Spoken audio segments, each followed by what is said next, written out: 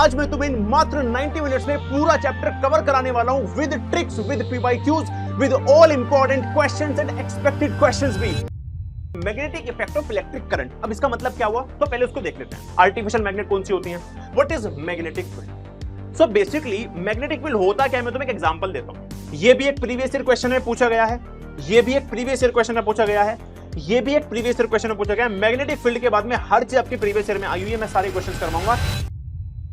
हाय, एक ऐसा one shot जिसमें पूरा का पूरा चैप्टर डिटेल में कराया हो विद क्वेश्चंस, एक ऐसा वन शॉट जिसमें सारे पीवाईक्यूज कवर्ड हो, एक ऐसा वन शॉट जिसको देखने के बाद तुम्हें कोई और एनसीईआरटी की बुक ना उठानी पड़े, एक ऐसा वन शॉट जहां पे तुम्हें पीवाईक्यूज करने के बाद अलग से कुछ करने की जरूरत ही ना हो, एक ऐसा वन शॉट जो मात्र 90 मिनट्स में तुम्हें पूरे चैप्टर की डीप लेवल की अंडरस्टैंडिंग दे दे, एक ऐसा वन शॉट जिसमें सारी ट्रिक्स भी कवर्ड हो, एक ऐसा वन शॉट जो कम समय में तुम्हारे बोर्ड के मार्क्स पक्के कर दे with this chapter magnetic effect of electric current. तो तुम बिल्कुल एक सही वीडियो में आए हो। हाय एवरीवन, मेरा नाम है आकाश त्यागी, तुम्हारा अपना आयरन मैन, तुम्हारा अपना बड़ी, और आज मैं तुम्हें मात्र 90 मिनट्स में पूरा चैप्टर कवर कराने वाला हूं with tricks, with PYQs, with all important questions and expected questions भी। तो चलिए बिना किसी देरी के शुरुआत करते हैं इस वन शॉट की with the introduction of this chapter. So पहले पढ़ते हैं इंट्रोडक्शन, क्या हमें इस चैप्टर में पढ़ना है एक बार वो देख लेते हैं। तो इसका पहला जो चैप्टर का नाम है वो है magnetic effect of electric current. अब इसका मतलब क्या हुआ तो पहले उसको देख लेते हैं। The magnetic effect of current is a phenomena. Phenomena का मतलब है कोई एक ऐसा कुछ देख रहे हैं, कुछ प्रोसेस हो रहा है यहाँ पे, in which a current carrying wire produces a magnetic field around it. This effect has many practical applications in our daily life। ये क्या बात हुई भैया, ये क्या मतलब है इस बात का, आओ समझाता हूं। देखो, ऐसे समझो कि तुम्हें पता है मैग्नेट्स क्या होती हैं, हमें हमारे जीवन में भी बस वो बेसिक वाली मैग्नेट ही पता है। वो कौन सी वाली जो तुम बचपन में देखते थे ना, इधर उधर उसे उछालते रहते थे, वो चिपक जाती थी, आती कहां से थी? मैक्सिमम टाइम तुमने किसी स्पीकर में से निकाली होगी, है ना। हमारे अंदर बहुत चूल होती है, मम्मी कह रही है कि यार ये तो स्पीकर खराब हो गया, लो मम्मी अभी देखो पेज खोल देता हूं इसके, देखो मैग्नेट निकाल लूंगा। तुम्हारी कोई गाड़ी हो गई है ना, वो चलाने वाली, उसको निकाला, उसमें से मैग्नेट निकाल ली। तो हमने वही वाली मैग्नेट देखी है, उसके अलावा तो कोई नहीं देखी। एक और टाइप की मैग्नेट होती है, अब जरा उसको समझ लो ध्यान से, देखो क्या है यहाँ पे, क्या यहाँ पे लिखा हुआ है। Magnetic effect of current is a phenomena in which a current carrying wire. तुम्हारे पास एक वायर, एक तार है, एल्यूमिनियम की बनी हो सकती है, कॉपर की हो सकती है, जिसके अंदर से करंट पास हो सकता है। तुम जब इसके अंदर से करंट पास करोगे तो ये क्या करेगी भाई, मैग्नेट की तरह बिहेव करना शुरू कर जाएगी, किसी दूसरी चीज को अट्रैक्ट करना शुरू कर जाएगी। इसी को कहते हैं magnetic effect of electric current, और यही हमें इस चैप्टर में पढ़ना है। और इसी फिनोमेना को हम मैग्नेटिज्म भी कहते हैं। इसके ऊपर बहुत सारी एप्लीकेशन है हमारे डे टू डे लाइफ में। स्पीकर जो चलता है ना, जो स्पीकर में से आवाज आती है, इनके अंदर मैग्नेट लगी होती है, करंट जा रहा होता है, मतलब इसमें बहुत ज्यादा यूज होता है मैग्नेटिक इफेक्ट ऑफ करंट का। तुमने बहुत सारी ट्रेन देखी होंगी, इन ट्रेन में टायर नहीं होते, ये ऊपर होती है, ऊपर भी मैग्नेट, इसके ट्रेन के नीचे भी मैग्नेट और सरफेस में भी मैग्नेट, मैग्नेट के ऊपर मैग्नेट चलती है, ठीक है। तो ये भी इसी फिनोमेना के ऊपर बेस्ड है। उसके बाद एमआरआई स्कैनर्स, बहुत बार क्या होता है तुम्हारे, अगर मान लो तुम्हें किसी चोट लग जाए किसी को, तो उसको एक मशीन के अंदर लेके जाते हैं। यहां पे भी एमआरआई का मतलब होता है मैग्नेट रेजोनेंस इमेजिंग, है ना, 10th क्लास में ही पढ़ते हैं हम लोग इसको। तो यहां पे क्या करते हैं, यहां पे भी मैग्नेट होती है। उसके बाद इलेक्ट्रिक मोटर में भी मैग्नेट होती है। फाइनली निडल, तुमने बहुत बार उसको देखा होगा, किसको, अपने बियर गिल्स को देखा होगा, ये जंगलों में जाता है, ठीक है।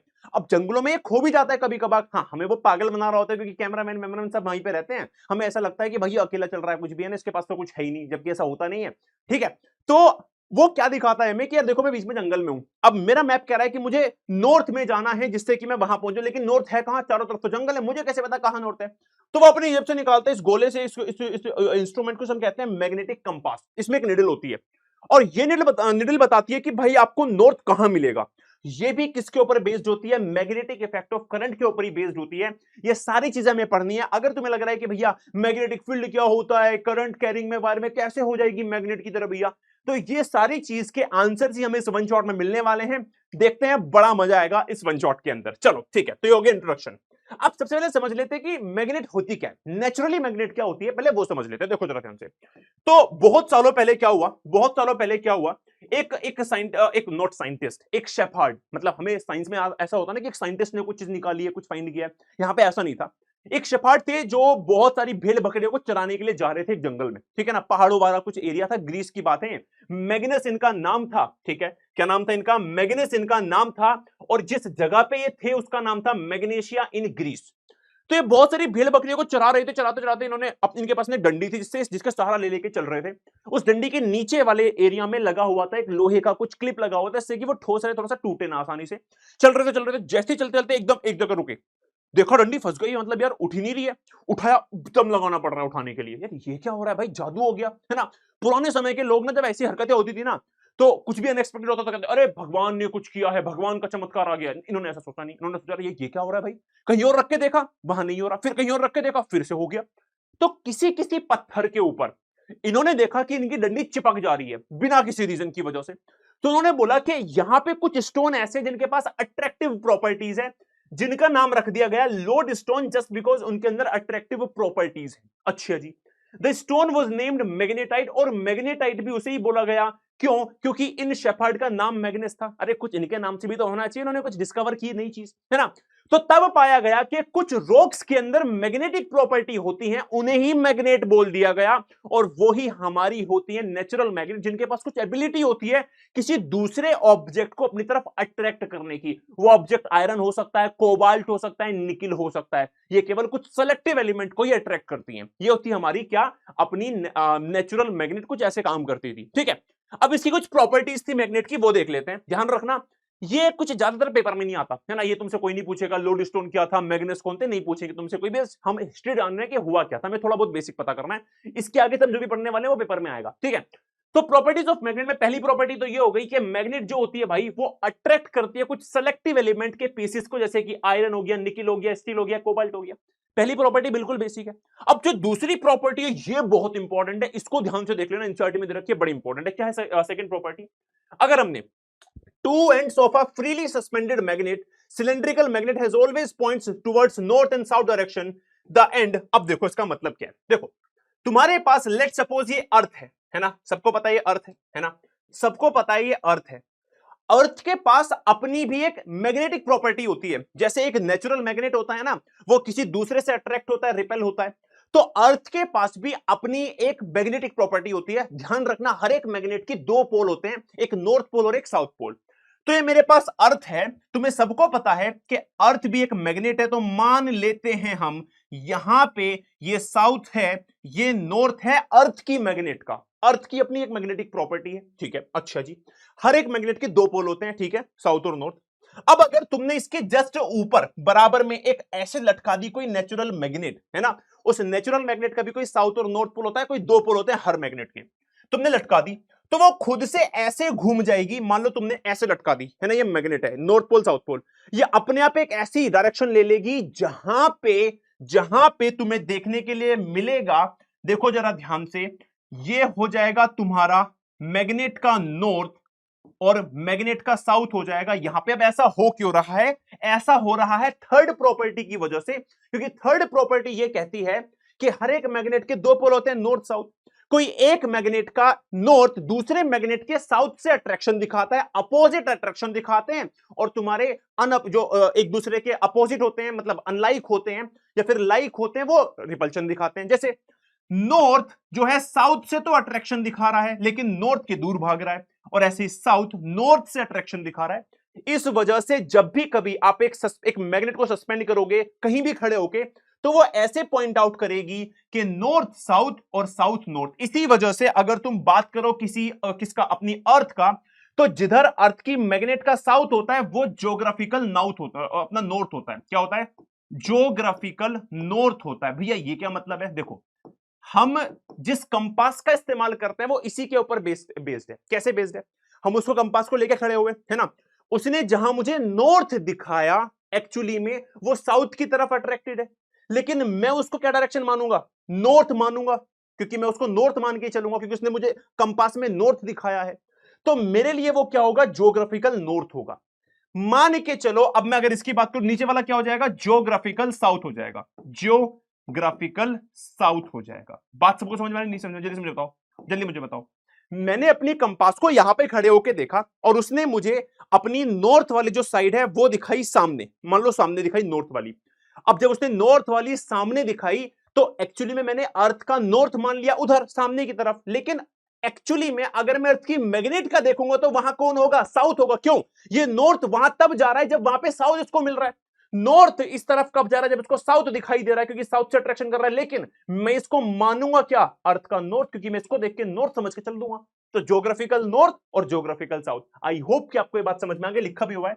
The end which point towards north direction is called as north pole, ठीक है ना, हम इसे नॉर्थ पोल बोलते हैं, ठीक है, और इसे हम साउथ पोल, देखो ज्योग्राफिकल नॉर्थ पोल और ज्योग्राफिकल साउथ पोल, ठीक है, दिख रहा है सभी को of magnet, and which point towards south is called as south pole of the magnet, जो साउथ की तरफ जाता है उसे कहते हैं ज्योग्राफिकल साउथ पोल। अरे रुक जा भाई, ठीक है, अरे रुक जा भाई, क्या हो रहा है भैया, है ना, ठीक है, ज्योग्राफिकल साउथ और ज्योग्राफिकल नॉर्थ। आई होप कि आपको सेकंड प्रॉपर्टी क्लियर हो गई है। अब आते हैं थर्ड प्रॉपर्टी, जो कि मैं तुम्हें बता चुका हूं, अनलाइक पोल्स या फिर जो अपोजिट होते हैं वो एक दूसरे को अट्रैक्ट करते हैं, while same poles of two different magnets repel each other. ऐसे मान लो कि तुम लोग क्लास में बैठे हुए हो, है ना, तुम्हारी क्लास में राहुल आया, कि राहुल क्लास में आया, तुम मॉनिटर हो, तुम खड़े हो आराम से यहाँ पे, राहुल आया, अरे अपनी क्लास में डस्टर दे दो, सेक्शन बी से आया राहुल, तुम सेक्शन ए में हो, डस्टर दे दो।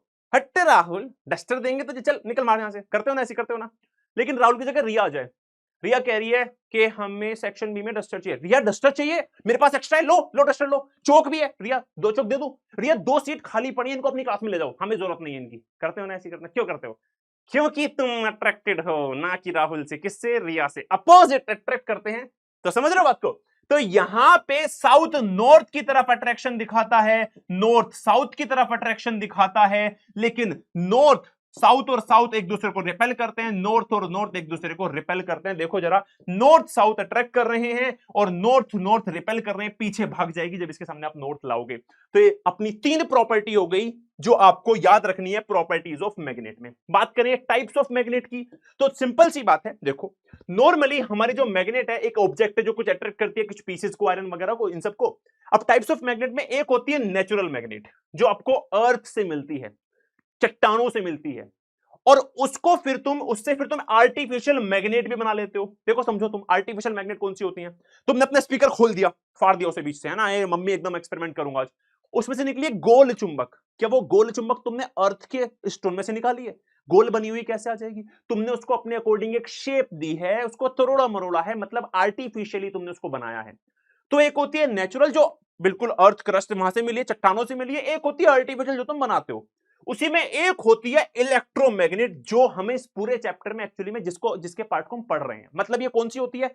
इलेक्ट्रो माने इलेक्ट्रिसिटी, मैग्नेट मतलब मैग्नेट, जो इलेक्ट्रिसिटी की वजह से मैग्नेट बनी है। मैंने अभी एग्जांपल लिया था ना magnetic effect of electric current में, ये वायर है, वायर में तुमने करंट भेजा, है ना, करंट भेजा, करंट के जाने से ये मैग्नेट की तरह बिहेव करती है, इसे कहते हैं इलेक्ट्रोमैग्नेट। करंट बंद कर दोगे, कोई मैग्नेट नहीं है, तो एक टेम्पररी तरह की मैग्नेट है, जब काम पड़ेगा तो बना लेंगे, जब नहीं बनेगा तो नहीं बनाएंगे। इसी चैप्टर में हमें पूरा यही पढ़ना है, इसे कहते हैं हम लोग इलेक्ट्रोमैग्नेट, ठीक है। कोई डेफिनेशन इनकी पूछी नहीं जाएगी, नेचुरल क्या होती है अब नहीं है तुम्हारे सिलेबस में, पहले तुम्हारे सिलेबस में मोटर था, इलेक्ट्रोमैग्नेट, नेचुरल मैग्नेट का डिफरेंस अब नहीं पूछा जाता, लेकिन ठीक है ना।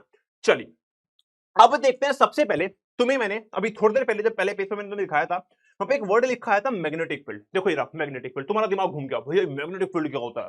पहली बार देख रहा हूं मैग्नेट, सुना भैया मैग्नेटिक फील्ड, ये टेक्निकल वर्ड क्यों ला रहे हो भैया बीच में, है क्यों ला रहे हो? आओ समझाता हूं, what is magnetic field. So basically magnetic field होता क्या है, मैं तुम्हें एक एग्जांपल देता हूं।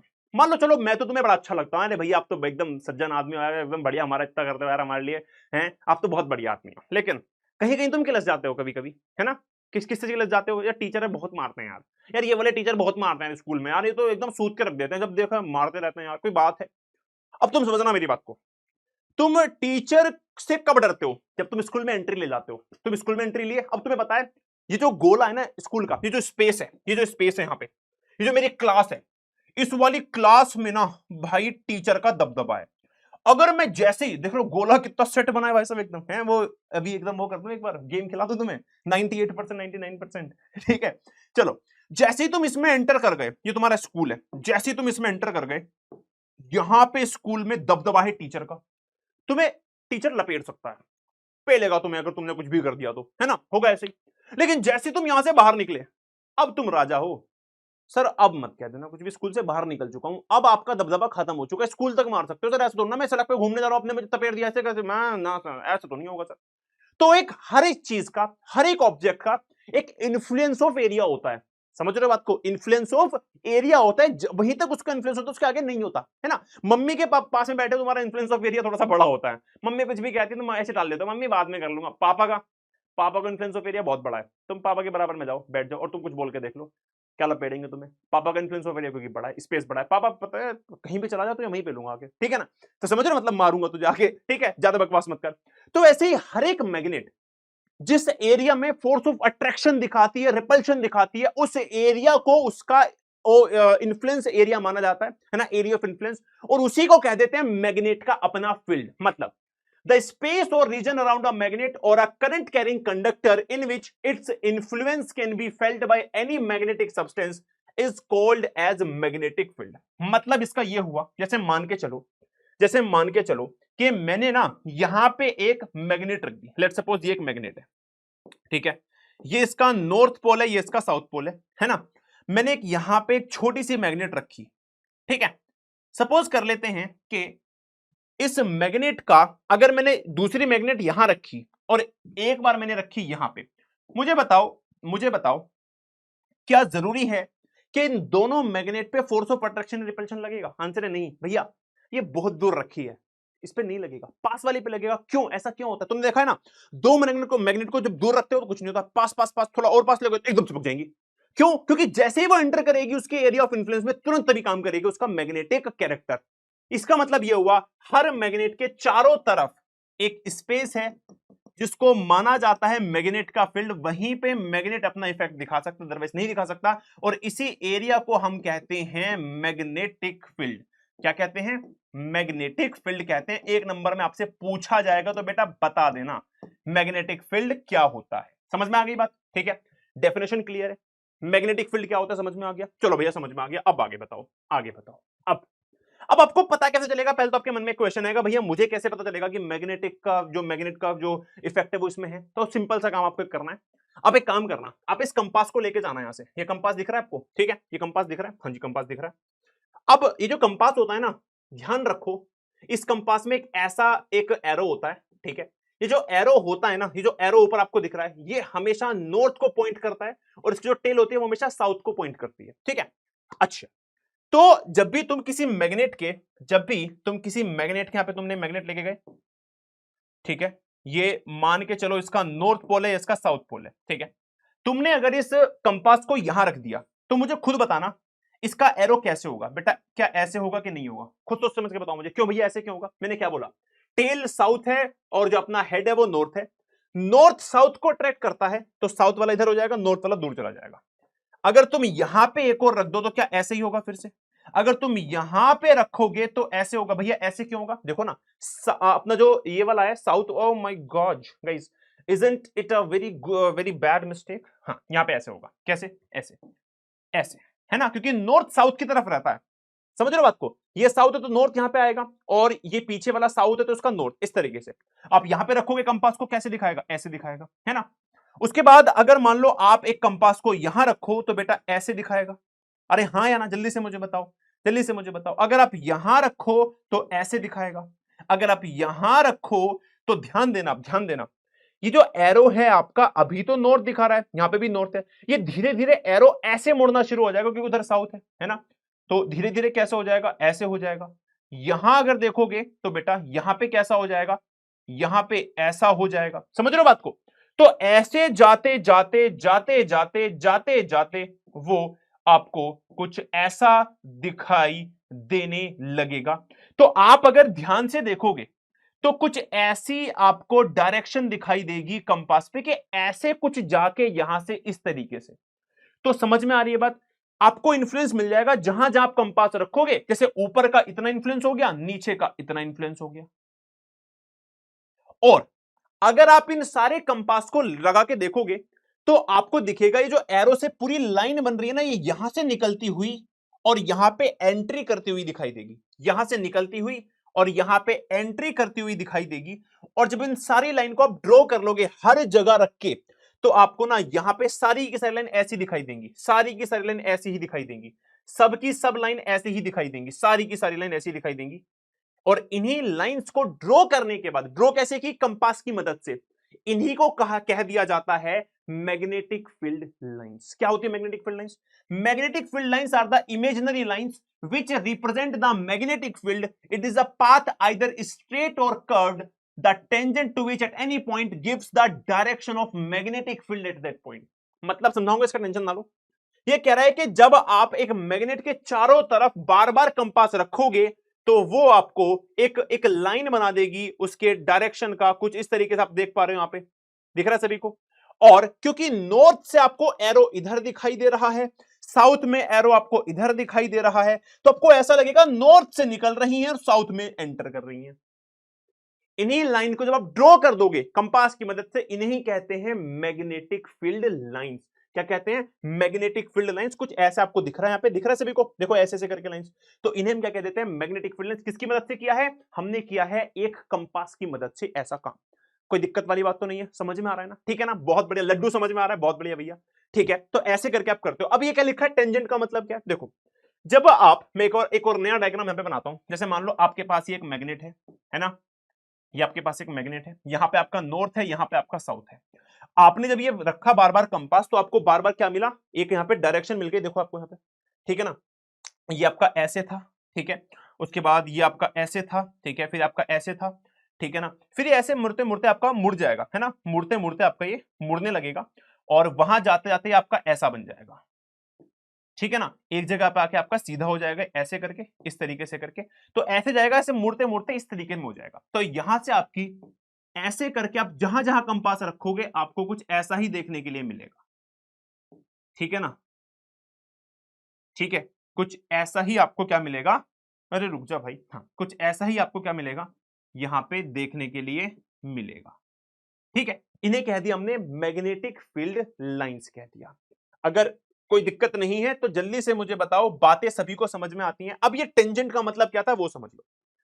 आपको कैसे पता चलेगा? आपने इमेजिनरी लाइन ड्रॉ कर दी, कंपास की मदद से ही की है, लेकिन अब आपके पास कंपास नहीं है, आपको कैसे पता करना है कि किसी भी पॉइंट पे हमारी जो मैग्नेटिक फील्ड लाइन है उसकी डायरेक्शन क्या है? आपको एक टेंजेंट ड्रॉ करनी है। जैसे आप यहां पे टेंजेंट ड्रॉ करोगे, वो ऐसे होगा, ये वाला टेंजेंट, तो बेटा डायरेक्शन किधर है? इस तरफ है ना। आप अगर इस तरफ यहां पे ड्रॉ करोगे तो कैसे पता चलेगा? देखो, ये इस तरफ डायरेक्शन है नॉर्थ, ये आपका नॉर्थ है इस तरफ, ये आपका नॉर्थ है इस तरफ। आप यहां करोगे तो नॉर्थ है बेटा इस तरफ। इस तरीके से आप क्या करोगे? टेंजेंट ड्रॉ करके अपनी नॉर्थ डायरेक्शन की क्या निकाल सकते हो? डायरेक्शन निकाल सकते हो। The tangent to which at any point gives the direction of the magnetic field at that point. Magnetic field किस तरफ जा रही है ये आप टेंजेंट ड्रॉ करके निकाल सकते हो। आई होप कि आपको समझ में आ गई होगी बात। जैसे आपने यहां पे ऐसे ड्रॉ किया तो मैग्नेटिक फील्ड कहां जा रही है? इधर जा रही है। ऐसे किया तो मैग्नेटिक फील्ड कहां जा रही है? इधर जा रही है। ठीक है, समझ में आ रही है बात? आपने ऐसे किया तो मैग्नेटिक फील्ड ऊपर जा रही है, आपने ऐसे किया तो मैग्नेटिक फील्ड नीचे जा रही है। तो हर पॉइंट पे एक टेंजेंट आपको क्या दे रहा है? डायरेक्शन दे रहा है। और इसी तरीके से आपकी डायरेक्शन होती है, ये इधर से निकलती है और उधर जाके एंट्री ले लेती है।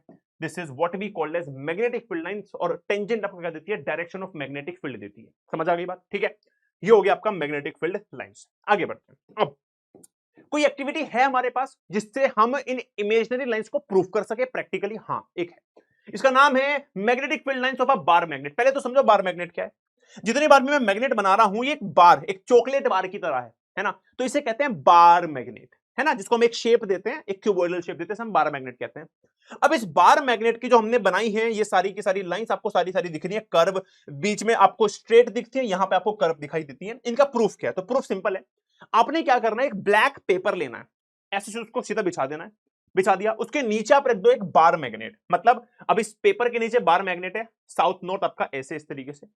आप क्या करो? आयरन फिलिंग्स, बहुत छोटे छोटे आयरन के कण, है ना, उसके छोटे छोटे पार्ट ले लो और उसको स्प्रिंकल कर दो इसके ऊपर।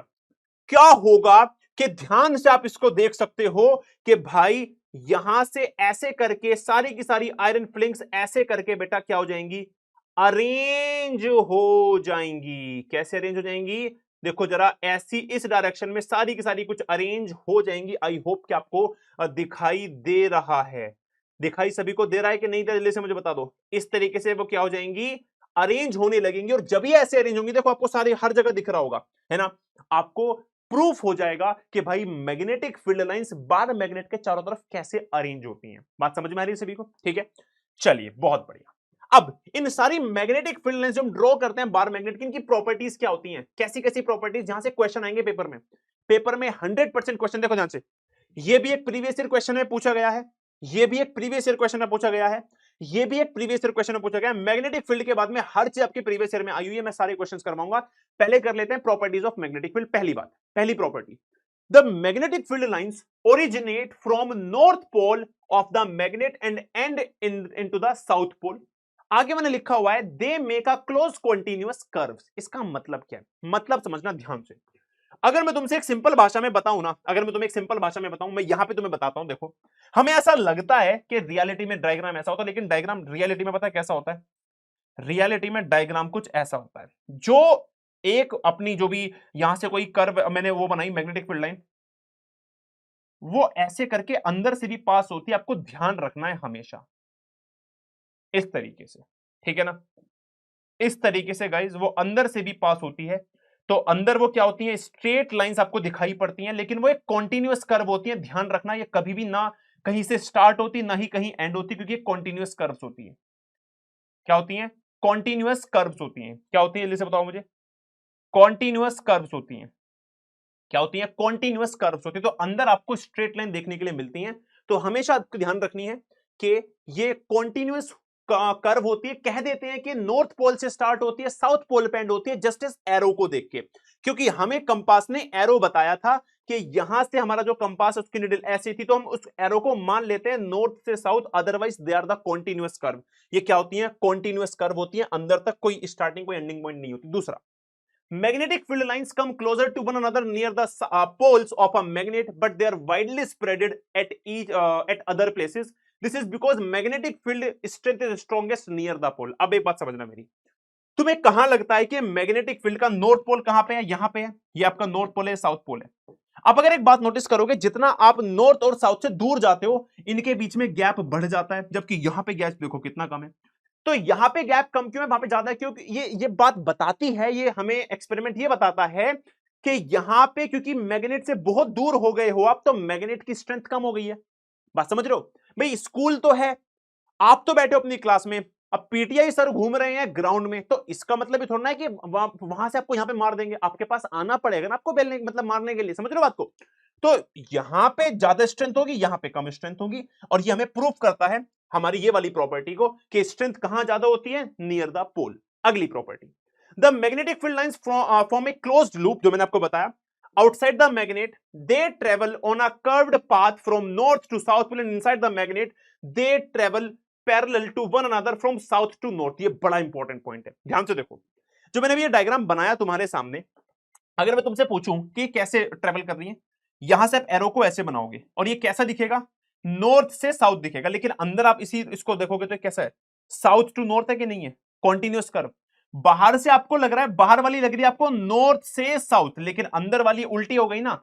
कहां लग रहा है? साउथ से नॉर्थ। तो बाहर वो ट्रेवल करती है नॉर्थ से साउथ, लेकिन अंदर वाली जो कॉन्टिन्यूअस कर्व्स होती हैं वो कहां करती हैं? साउथ से नॉर्थ करती हैं। ध्यान रखने वाला पॉइंट है, ठीक है ना? ये भी हो गया अपना। अगला, the direction of magnetic field eight any point is given by the tangent drawn at that point. Tangent से आपको डायरेक्शन पता चलती है। अगला, the magnetic field lines do not intersect or cross one another. This is because no line can have more than two directions. इसका मतलब क्या हुआ? कभी भी ध्यान रखना, आप जब इन लाइंस को बनाओगे ना, तो ये ऐसे बनती है कि एक दूसरे को कभी इंटरसेक्ट ना करे। मतलब ये वाली लाइन कभी इसको इंटरसेक्ट नहीं कर सकती। आप ऐसे नहीं बना सकते कि आपने बोला कि भाई देखो मैं ऐसे बनाऊंगी, एक तो बनाऊंगा ऐसे बना दूंगा फिर एक ऐसे बना दूंगा। नहीं, आप ये नहीं कर सकते। इंटरसेक्ट नहीं करनी चाहिए, कभी भी इंटरसेक्ट आपको नहीं करानी है। और ऐसा क्यों होगा, मैं आपको इसका एक रीजन बताता हूं, ध्यान से देखना।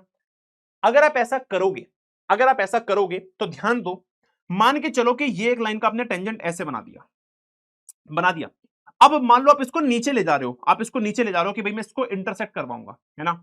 यहां से मैं इसको ऐसे ले गया, तो इसका इसी पॉइंट पे टेंजेंट ये हो गया। क्या एक ही पॉइंट से कभी दो इस तरह के टेंजेंट आप बना सकते हो? मतलब ऐसे तो दो डिफरेंट डायरेक्शन हो जाएंगी। एक लाइन की कभी दो डायरेक्शन नहीं होती। अगर आप उसको इंटरसेक्ट कराना चाहते हो तो यह पॉसिबल ही नहीं है, क्योंकि एक लाइन सीधी चलती है। लाइन का मतलब ये है कि वो सीधी जाएगी, वो कभी भी इंटरसेक्ट नहीं करेगी। अगर वो इंटरसेक्ट करेगी तो वहां पे दो अलग अलग डायरेक्शन हो जाएंगी, और एक लाइन की कोई भी दो डायरेक्शन नहीं होती, केवल एक ही डायरेक्शन होती है, क्योंकि वो लाइन है। सो रीजन क्या दोगे? Because no line can have more than two direction, more than one direction. यहां पे क्या लिखा है मैंने? मोर देन वन डायरेक्शन आएगा यहां पे। किसी भी लाइन की एक से ज्यादा डायरेक्शन नहीं हो सकती, अगर होती तो ही इंटरसेक्ट करती, अदरवाइज वो नहीं करेंगी। अब देखो, यहां तक के जितने भी क्वेश्चन है पहले वो निपटाएंगे, तब आगे बढ़ेंगे। पहला क्वेश्चन हमारी स्क्रीन के ऊपर दे रखा है भाई, टू स्टेटमेंट्स आर गिवन है ना? वन लेबल्ड एज असर्शन है, वही मतलब बात है। पहले असर्शन देखो क्या है, no two magnetic field lines are found to cross each other, cross मतलब इंटरसेक्ट, बिल्कुल सही बात है, बिल्कुल सही बात है, अभी तो बताया भैया। ऐसा क्यों है reason, the compass needle can not point towards two direction at the point of intersection of two magnetic lines, compass needle कभी भी पॉइंट नहीं कर सकता दो डायरेक्शन में एक ही जगह पे। आपने कंपास नीडल यहां पे खड़ा किया, यहां पे उसने नॉर्थ बताया, फिर थोड़ी देर बाद यहीं पे कह रहा है वो साउथ, ऐसे कैसे हो जाएगा, आप तो एक ही पॉइंट पे होना, तो एक ही जगह पे एक लाइन की दो डायरेक्शन कैसे हो सकती हैं, तभी तो इंटरसेक्ट करेंगी, बिल्कुल सही बात है। तो बिल्कुल सही बात है, असर्शन सही है, रीजन सही है, और वो उसका करेक्ट एक्सप्लेनेशन है, तो आप लगाएंगे ए इज द करेक्ट ऑप्शन, ठीक है। उसके बाद B, Why do two magnetic field lines not intersect each other? 2021 में आया था, 2 नंबर में आया था, आपने कैसे बताना है बेटा, आपको बताना था magnetic field lines do not intersect or cross one another, this is because no line can have more than one direction, एक लाइन की केवल एक डायरेक्शन होती है, एक से ज्यादा डायरेक्शन नहीं होती, ठीक है। आगे बढ़ते हैं, अगला सवाल, The pattern of the magnetic field produced inside a current carrying solenoid, बेटा ये solenoid का आगे इसको बाद में करेंगे, इसको छोड़ दो अभी, solenoid तो हमने भी पढ़ा ही नहीं है, इसको बाद में करेंगे, आगे बढ़ो। क्या लिखा है, two magnetic field lines do not intersect each other, बाय क्यों नहीं करती इंटरसेक्ट, तो बताया, there would be two directions of magnetic field और compass needle would point towards two directions which is not possible.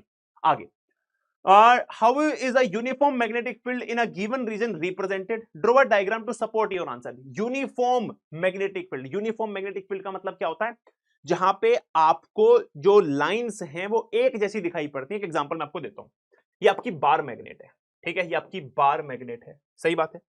अच्छा, अगर ये आपकी बार मैग्नेट है और मैं यहां पे ना कुछ लाइंस ड्रॉ करता हूं, ध्यान से देखना, ये मैंने करी पहली एक, ठीक है, इसको थोड़ा सा और पतला कर लेते हैं, हाँ ठीक है, तो एक होगी आपकी ये वाली, अरे रुक जा भाई, हाँ, तो एक ये वाली हो गई आपकी, ठीक है, एक ये वाली हो गई आपकी, एक ये वाली हो गई आपकी, एक ये वाली हो गई, ठीक है, और फिर एक ये वाली हो गई, ठीक है। चलो, अब इनसे आपके क्लोज्ड कर्व बन जाते हैं, जैसे यहां पे ऐसे बन गया, यहां पे ऐसे बन गया, ठीक है ना, यहां पे ये ऐसे बन गया, ठीक है, ऐसे ही ये वाला आपका ऐसे हो गया, ये वाला आपका ऐसे हो गया, ठीक है। अब ध्यान दो, अगर आप ध्यान से यहां पे देखोगे तो बाहर की तरफ क्या जो मैग्नेटिक स्ट्रेंथ है वो यूनिफॉर्म है, नहीं, यहां तो हाई मैग्नेटिक स्ट्रेंथ है क्योंकि देखो ये लाइंस पास पास हैं, यहां लो मैग्नेटिक स्ट्रेंथ है, लेकिन यहां अगर आप अंदर देखोगे तो अंदर तो पैरेलल जा रही है, इक्वी डिस्टेंट जा रही है, तो ये वाला जो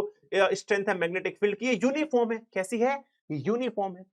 तो ये यूनिफॉर्म मैग्नेटिक स्ट्रेंथ को दिखाना है तो आपको सारे लाइंस को पैरेलल बनाना होगा, इसलिए आप देखोगे हमें आंसर में क्या करके आना है, इस तरीके से ड्रॉ करके आना है, ये आपको बेटा बना के आना है। 2024 का पीवाईक्यू था, सारे पीवाईक्यू हमसे बन रहे हैं, वो वाला भी करना नहीं है, वो थोड़ा आगे करेंगे, सॉल्व का क्वेश्चन है, क्लियर है, कोई दिक्कत वाली बात तो नहीं है, जल्दी से मुझे बताओ, समझ में आ गई सबको बात, ठीक है, डन है, बहुत बढ़िया। अगला सवाल, अगला सवाल क्या है, 2021-22 का क्वेश्चन है, ध्यान से देखना, name the poles P Q R S of the magnet in the following figure, आपके पास फिगर है, ये जो आपको बीच में मैग्नेट ये दे रखी है, आपको मैग्नेट दे रखी है guys, this is a magnet, आपको पोल बताने हैं बेटा, पोल बहुत सिंपल सी बात है, मैग्नेट के बाहर की अगर आप लाइन दोगे वो नॉर्थ से साउथ जाती है, तो देखो नॉर्थ से निकल रही होगी, साउथ में जा रही होगी, मतलब ये वाला आपका नॉर्थ है, ये वाला आपका नॉर्थ है, और ये वाला आपका साउथ है ना, तो पी आपका क्या है, नॉर्थ है, और क्यू आपका क्या है बेटा, साउथ है। आगे बढ़ो, इस वाली फिगर में देखो भैया, ये कैसी मैग्नेट है, नहीं ये मैग्नेट नहीं है, ध्यान दो, इसमें एक मैग्नेट तो यहां पे ऐसी है, ये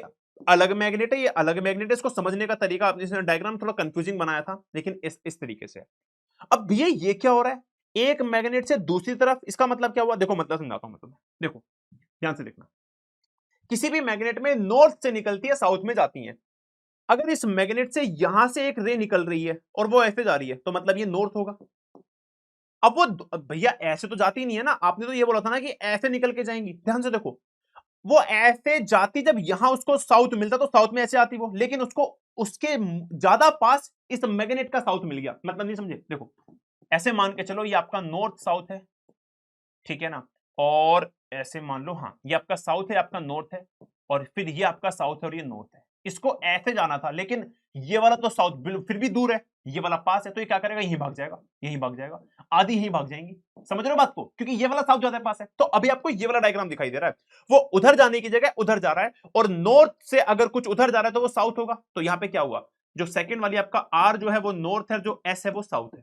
आई होप कि आपको ये बात समझ में आ गई होगी, ठीक है, कोई दिक्कत वाली बात तो नहीं है।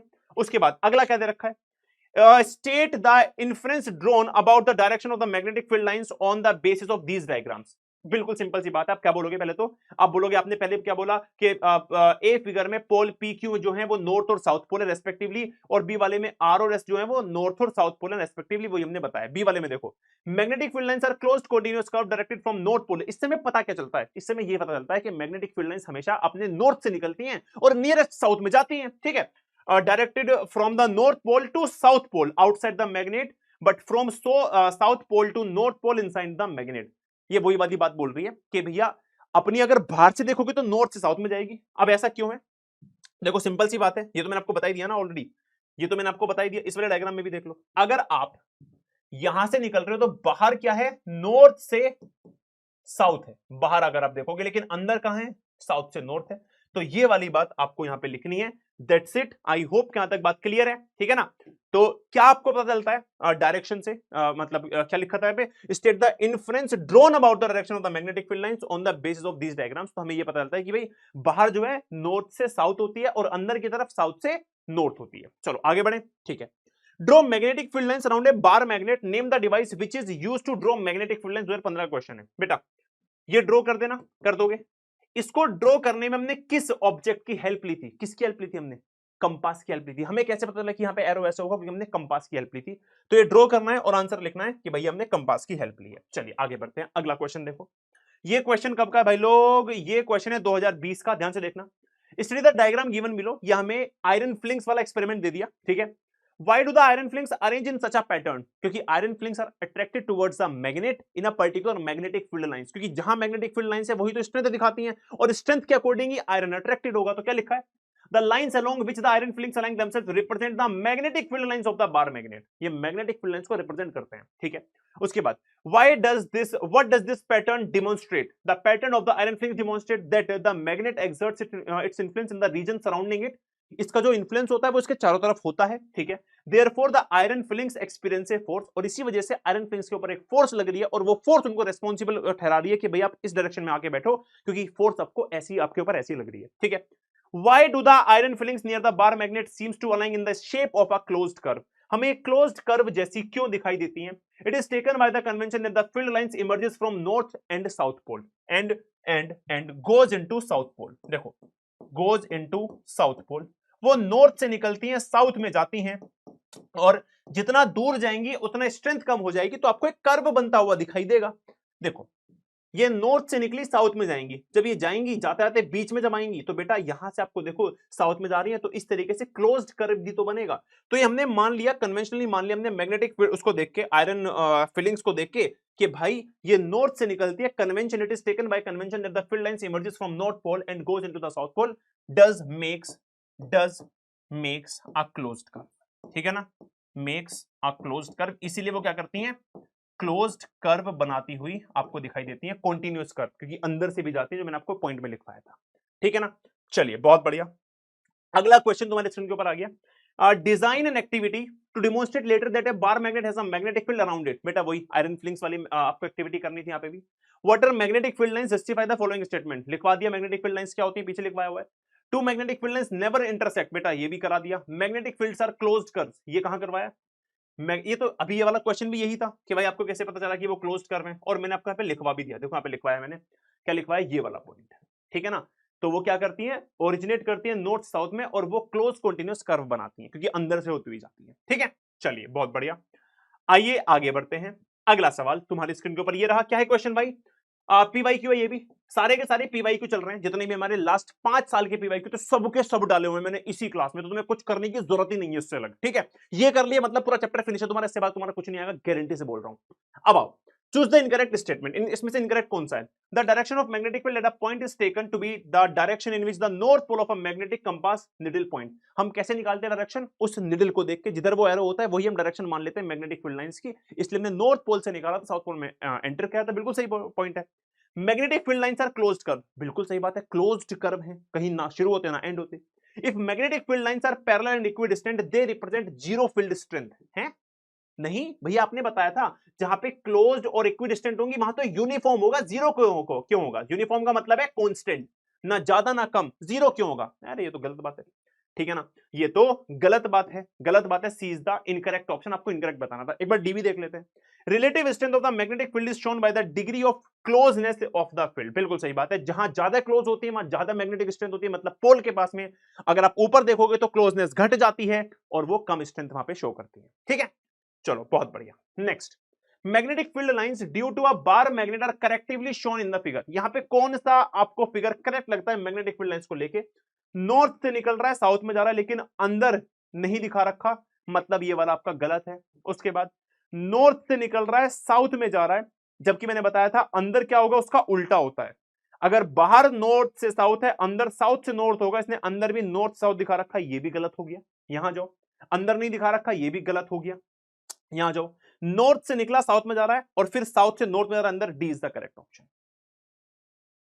क्या समझे? जल्दी से बताओ मुझे, क्या समझे? क्लियर है यहां तक? ठीक है, चलिए बहुत बढ़िया। अगला सवाल, अ स्ट्रॉन्ग बार मैग्नेट है मेरे पास। A strong bar magnet is placed vertically above a horizontally wooden board. आपने क्या किया, एक एक हॉरिजॉन्टली वुडन बोर्ड लिया, उसके ऊपर क्या रखा आपने, बार मैग्नेट रखा। ठीक है ना, the magnetic field lines of force will, जो मैग्नेटिक फील्ड लाइंस होंगी वो किस तरीके से होंगी? Only in horizontal plane. अच्छा जी, देखो ये कह रहा है कि आपने एक वुडन बोर्ड लिया, जैसे मान लो कि ये मेरा वुडन बोर्ड है, ऐसे ये उस पे मैंने एक बार मैग्नेट रख दी, तो क्या जो मैग्नेटिक फील्ड लाइंस बनेंगी वो हॉरिजॉन्टली बनेंगी? हॉरिजॉन्टली मतलब बस इधर और इधर, क्या ऊपर नीचे नहीं बनेंगी? ध्यान रखना, हमेशा अगर आप 3D में लटका के देखोगे ना एक मैग्नेट को, तो बेटा हर एक डायरेक्शन में होती है, 3D में होती है, हर एक प्लेन पे होती है। हर एक प्लेन पे आपको मैग्नेटिक वो मिलेगी फील्ड लाइंस, तो ध्यान रखने वाली बात है। तो हॉरिजॉन्टली नहीं होगी ना वर्टिकली होगी। In horizontal as well as in vertical, horizontal vertical in every direction in all the planes around the magnet. D is the correct option. ना वर्टिकली ना हॉरिजॉन्टली, हर एक प्लेन पे 3D में आपको हर जगह मैग्नेटिक फील्ड लाइंस दिखाई देती हैं, लाइक दिस। ठीक है, चलिए उसके बाद यहां तक हमने जितना पढ़ लिया उसके हिसाब से जितने भी हमने पीवाईक्यूज कर लिए, एक्सपेक्टेड क्वेश्चन क्या है जो डायरेक्टली पेपर में 2 नंबर में आ सकते। तो पहला question, why is the magnetic field strongest near the pole of the bar magnet, या फिर why are magnetic field lines denser near the pole. बिल्कुल सिंपल सी बात है, magnetic field lines come closer to one another near the poles of a magnet but are widely separated to at other places. This is because magnetic field strength is strongest near the pole. ठीक है, उसके बाद अगला, why do the magnetic field lines never intersect each other? Because if they intersect there will be two directions। और हम क्या जानते हैं, this is because no line can have more than one direction। कोई भी लाइन की एक से ज्यादा डायरेक्शन नहीं हो सकती, इसलिए हर एक लाइन कभी भी मैग्नेटिक फील्ड लाइंस इंटरसेक्ट नहीं करती। ठीक है ना, अगर आपको इंटरसेक्ट करवाना है तो दो डिफरेंट डायरेक्शन होनी चाहिए, ऐसा कभी भी नहीं होता। हर एक मैग्नेटिक फील्ड लाइन नॉर्थ से निकल के साउथ में जा रही है तो एक ही डायरेक्शन होगी, अलग अलग डायरेक्शन नहीं होगी। ठीक है, आगे बढ़ते हैं। चलिए, अब ये बात हमें यहां तक समझ में आ गई कि मैग्नेट कैसा बिहेव करती है, बार मैग्नेट ये सब, लेकिन हमारा चैप्टर किस बारे में था?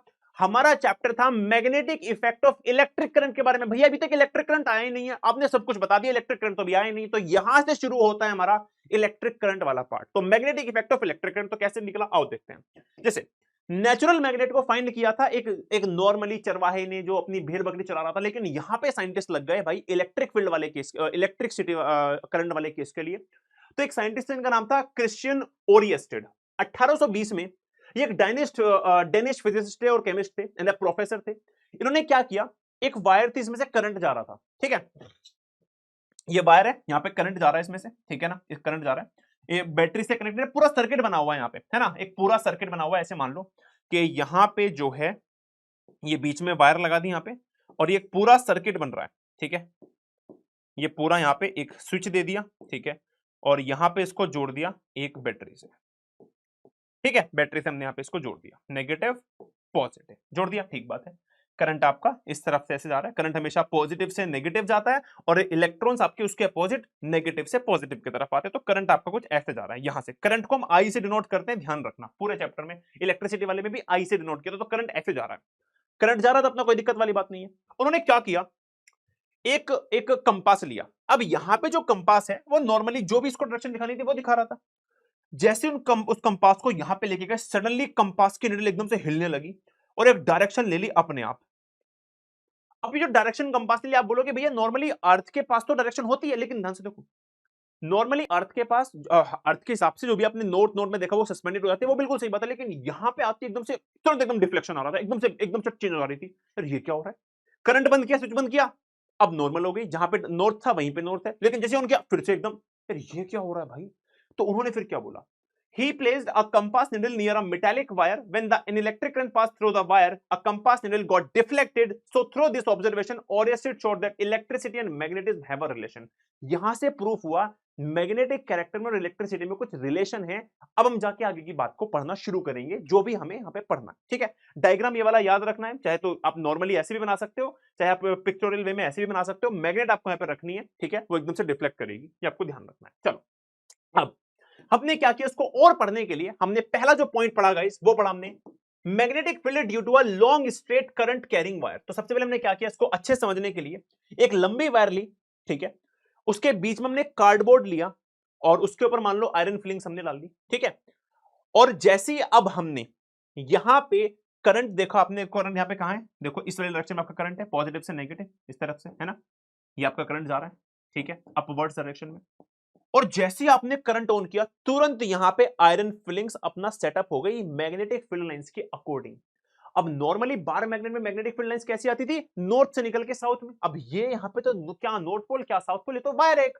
तो हमने क्या देखा, मैग्नेटिक फील्ड लाइंस थी हमारी कॉन्सेंट्रिक सर्कल्स। क्या थी, concentric circles. The magnetic field lines around the straight current carrying conductor are concentric circles on a plane perpendicular. Concentric circles मतलब जिन सभी का सेंटर एक होता है उन्हें कॉन्सेंट्रिक सर्कल्स बोलते हैं, ठीक है ना। और ये कैसी थी, परपेंडिकुलर थी to the direction of electric current. Current ऐसे जा रहा है तो ये यहां पे ऐसे ऐसे करके बन गई उसके हॉरिजॉन्टली 90 डिग्री पे, ठीक है, 90 डिग्री पे बन गई। The direction of magnetic field lines due to straight current carrying conductor wire can be obtained by right hand thumb rule. अच्छा जी, अब ये जो मैग्नेटिक फील्ड लाइंस की डायरेक्शन कैसी होगी भाई, देखो हमें बार मैग्नेट पता है नॉर्थ से साउथ, यहाँ पे नॉर्थ साउथ अभी कुछ दिख नहीं रहा, लेकिन फिर भी जो कॉन्सेंट्रिक सर्कल्स बन रहे हैं उसमें किस डायरेक्शन में बन रही हैं, समझ रहे हो बात को, डायरेक्शन कैसी है, क्लॉकवाइज एंटी क्लॉकवाइज है। उसको निकालने के लिए, उसको पता करने के लिए हम यूज करते हैं राइट हैंड का थंब रूल। अब ये राइट हैंड थंब रूल क्या है, आओ समझते हैं। सबको मुट्ठी बनानी आती है ना, तो आता ही होगा भाई, सिंपल है यार, ये तो है ना, ये सबको आता होगा, ठीक है ना, ऑब्वियस सी बात है। अब देखो ध्यान से, यहां पे अगर मैं अपनी एक मुट्ठी को ऐसे बंद कर लूं, ठीक है, और मैं इसको ऐसे पॉइंट आउट कर लूं जैसे मेरा जो अंगूठा है वो करंट की डायरेक्शन दिखाएगा, तो ये करंट कैरिंग वायर है, ये आपको करंट मान लो ऊपर जा रहा है, तो आपका अंगूठा कहां होना चाहिए, ऊपर होना चाहिए। तो जिस जिस डायरेक्शन में आपकी जो सारी की सारी उंगलियां हैं वो मुड़ रही होंगी, सर्किल हो रही होंगी, ग्रास्प हो रही होंगी, उसी डायरेक्शन में आपका मैग्नेटिक फील्ड की डायरेक्शन होगी। देखो जैसे यहां पे दिख रहा है सभी को, ये वाला चीज ऊपर है तो ये ऐसे घूम रही है, तो बेटा ये क्या है तुम्हारा एंटी क्लॉकवाइज डायरेक्शन में दिख गई। तो इस तरीके से यहां पे आपका जो है डायरेक्शन ऑफ मैग्नेटिक फील्ड है। आप ऐसे करोगे नीचे तो देखो ऐसे घूम गया क्लॉकवाइज, तो फिर क्लॉकवाइज हो जाएगी। क्या लिखा हुआ है पेपर में, कैसे आएगा, straight right hand thumb rule आएगा। कैसे करोगे, imagine yourself grasping a current carrying conductor with your right hand so that the thumb lies along the conductor in the direction of electric current. thumb कहां होना चाहिए, direction of electric current में। then the fingers of your hand will be encircling the conductor in the direction of magnetic field lines caused by the electric current. तो जिस direction में आपकी उंगलियां होंगी वही आपकी क्या होगी, डायरेक्शन होगी मैग्नेटिक फील्ड लाइंस की। इसे कहते हैं राइट हैंड थंब रूल, ठीक है, समझ में आ गई बात। अब राइट हैंड थंब रूल हमें समझ में आ गया क्या होता है, ये वाला होता है। अब एक और महाशय जो है हमारे सामने आते हैं, एक और महाशय आते हैं, कौन आते हैं, मैक्सवेल आते हैं। कहां गए भैया मैक्सवेल, मैक्सवेल भैया को देखो, हाँ। तो मैक्सवेल भैया ने एक तो तरीका होता है राइट हैंड थंब रूल से निकालना डायरेक्शन ऑफ मैग्नेटिक फील्ड, एक और हमारे मैक्सवेल भैया है ना, मैक्सवेल हमारे नाक में दम करके रखते हैं, कभी आरसीबी को हरवा देते हैं, कभी यहां आके दूसरा रूल दे जाते हैं। हमने पढ़ लिया राइट हैंड थंब रूल, एक और रूल दे गए, ये कैसा है, इसे कहते हैं मैक्सवेल का कॉर्क स्क्रू रूल। इससे भी आप एक स्ट्रेट वायर के करंट कैरिंग कंडक्टर की डायरेक्शन ऑफ मैग्नेटिक फील्ड को जान सकते हो। कैसे जान सकते, देखना। सबको पता है एक स्क्रू होता है, स्क्रू है ना, स्क्रू है ना, स्क्रू सबको पता है। अगर आप स्क्रू को ऐसे घुमाओगे, टाइट करोगे, तो वो कहां जाएगा, टाइट होने के लिए नीचे जाएगा। मान लो नीचे एक वुडन बोर्ड है, यहाँ पे छेद है वुडन बोर्ड का, आप इसको यहाँ पे ठूसना चाहते हो, ठूसना समझते हो, नीचे डालना चाहते हो। जब इसको डालना चाहते हो, आप इसको अंदर डालना चाहते हो, जब यहाँ पे इसको छेद में डालना चाहते हो आप इसको, ठीक है, तो छेद में डालने के लिए क्या किया, इसको ऐसे घुमाया, घुमाया, तो घुमाओगे तो अंदर जाएगा। समझ रहे हो बात को भाई, देखो एक तो स्क्रू होते हैं, आप डायरेक्टली अंदर ले जाओ, कुछ घुमाने होने की जरूरत नहीं, आपने ठोक के अंदर कर दिया, लेकिन इसको क्या करना होता है, घुमाना पड़ता है। जब इसको घुमाओगे तो जब आप इसको क्लॉकवाइज घुमाओगे, देखो आप इसको क्लॉकवाइज घुमा रहे हो इस डायरेक्शन में, तो ये अंदर जा रहा है। तो अंदर जा रहा है मतलब करंट नीचे होगा तो मैग्नेटिक फील्ड की डायरेक्शन हो गई क्लॉकवाइज। अब आप इसको बाहर निकालना चाहते हो, कुछ को बाहर निकालने के लिए खींच के बाहर निकाल लेते हो, अरे बाहर आ गया एकदम से। कुछ को फिर से घुमा के वापस लाना होता है, जिसमें ये वाली रिंग्स बनी होती हैं। आप इसको जब घुमाओगे, वापस से घुमाओगे तो क्या हो जाएगा, अब इसकी डायरेक्शन कैसी हो जाएगी, वापस से घुमाओगे तो आप ऐसे घुमा रहे हो इसको ऐसे, और ये क्या होगा फिर ऊपर आना शुरू हो जाएगा। तो अगर करंट ऊपर है तो एंटी क्लॉकवाइज, और करंट नीचे है तो क्लॉकवाइज। देखो यहां पे, imagine a right handed cork screw lying with its axis coinciding with the current carrying wire. अच्छा, मान लो कि स्क्रू जो है एक वायर की तरह है जिसमें करंट है। If the screw is now rotated in such a way that it advanced in the direction of the current, अगर आप इसको ऐसे घुमाओगे कि डायरेक्शन ऑफ करंट में जा रहा है, तो then the direction in which the screw rotated gives the direction of magnetic field lines of force। आपको उसी डायरेक्शन में, इस डायरेक्शन में करंट जा रहा है, उस तरफ घुमाने पे वही आपकी मैग्नेटिक फील्ड लाइंस हो जाएंगी। ऐसे घुमाने से नीचे जा रहा है तो बेटा करंट नीचे है तो क्लॉकवाइज डायरेक्शन है, और ऐसे वापस घुमाने से, उल्टा घुमाने से ऊपर आ रहा है मतलब करंट ऊपर है, और ऐसे मतलब एंटी क्लॉकवाइज मैग्नेटिक फील्ड की डायरेक्शन है। तो ये दो तरीके हैं एक स्ट्रेट करंट कैरिंग कंडक्टर की मैग्नेटिक फील्ड की डायरेक्शन को निकालने के। अब यहां से एक और क्वेश्चन बनता है, क्या बनता है, अभी मैं पीवाईक्यू भी करवाऊंगा। बनता है what are the factors affecting magnetic field lines. जो मैग्नेटिक फील्ड लाइंस आप ड्रॉ कर रहे हो यहां पे करंट कैरिंग कंडक्टर के चारों तरफ, ये किस किस फैक्टर्स पर डिपेंड करती है। डायरेक्टली क्वेश्चन आएगा पेपर में, कैसे बताओगे।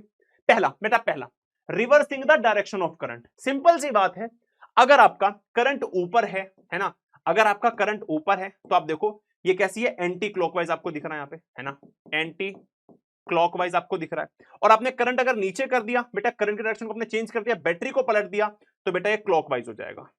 एक तो ये आपको ध्यान रखना है, ठीक है ना। क्या बोला, it reverses the direction of magnetic field lines by reversing the direction of current. दूसरा, increasing the magnitude of current. जितना ज्यादा अमाउंट ऑफ करंट एम्पियर में आप बढ़ा दोगे, उतनी मैग्नेटिक फील्ड की स्ट्रेंथ बढ़ जाएगी, उतनी अट्रैक्शन बढ़ जाएगी बाकी जो भी ऑब्जेक्ट इसके आसपास आएगा, ठीक है। So it increases the strength of the magnetic field shown by the greater compass direction. कैसे पता चलेगा आपको डिफ्लेक्शन से, आप अपने कंपास को लेके जाओगे, कम करंट होगा तो छोटी सी नुन्नक डिफ्लेक्शन, ज्यादा होगा एकदम से बैंड, एकदम से रिफ्लेक्शन, बहुत तगड़ी रिफ्लेक्शन आएगी, ठीक है।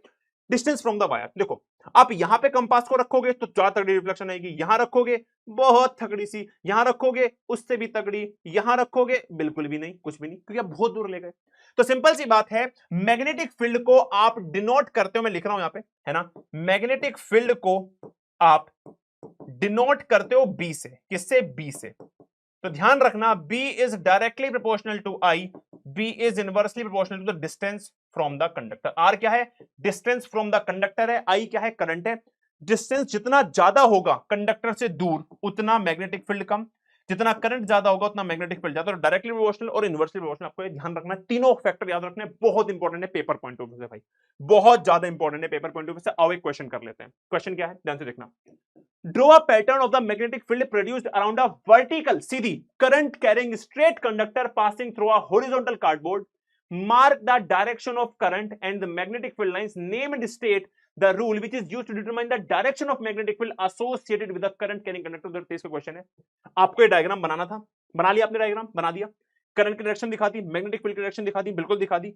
आपको राइट हैंड थंब रूल को डिफाइन करना था, पूरा डिफाइन कर दिया आपने, आपका पूरा क्वेश्चन खत्म हो जाता है। 2023 में पूरा क्वेश्चन आया था, 3 मार्क्स में आया था, कर दिया आपने, हो गया। 2023 में आया था। अगला, state right hand thumb rule to find maximum time. जब भी आपसे पूछे कि current carrying conductor, straight wire current carrying conductor में आप कौन सा रूल लगाओगे, तो आप राइट हैंड थंब रूल ही बताना। मैक्सवेल का तो एक सेकेंडरी रूल है, पढ़ना पड़ता है, एनसीईआरटी में दे रखा है।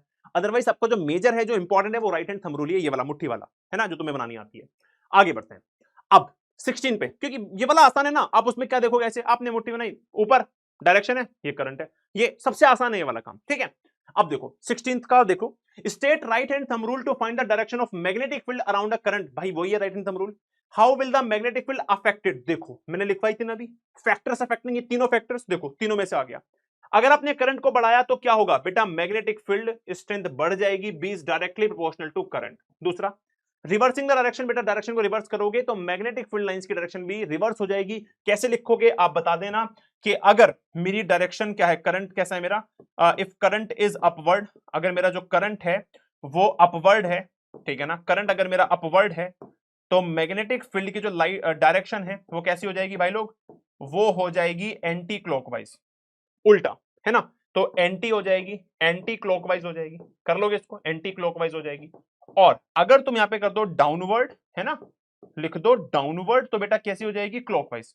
ऐसे कर दो, देखो कैसे घूम रही है, क्लॉक की तरह घूम रही है सीधी सीधी, तो क्लॉकवाइज हो जाएगी। ये आपको बेटा यहां पे याद रखना है।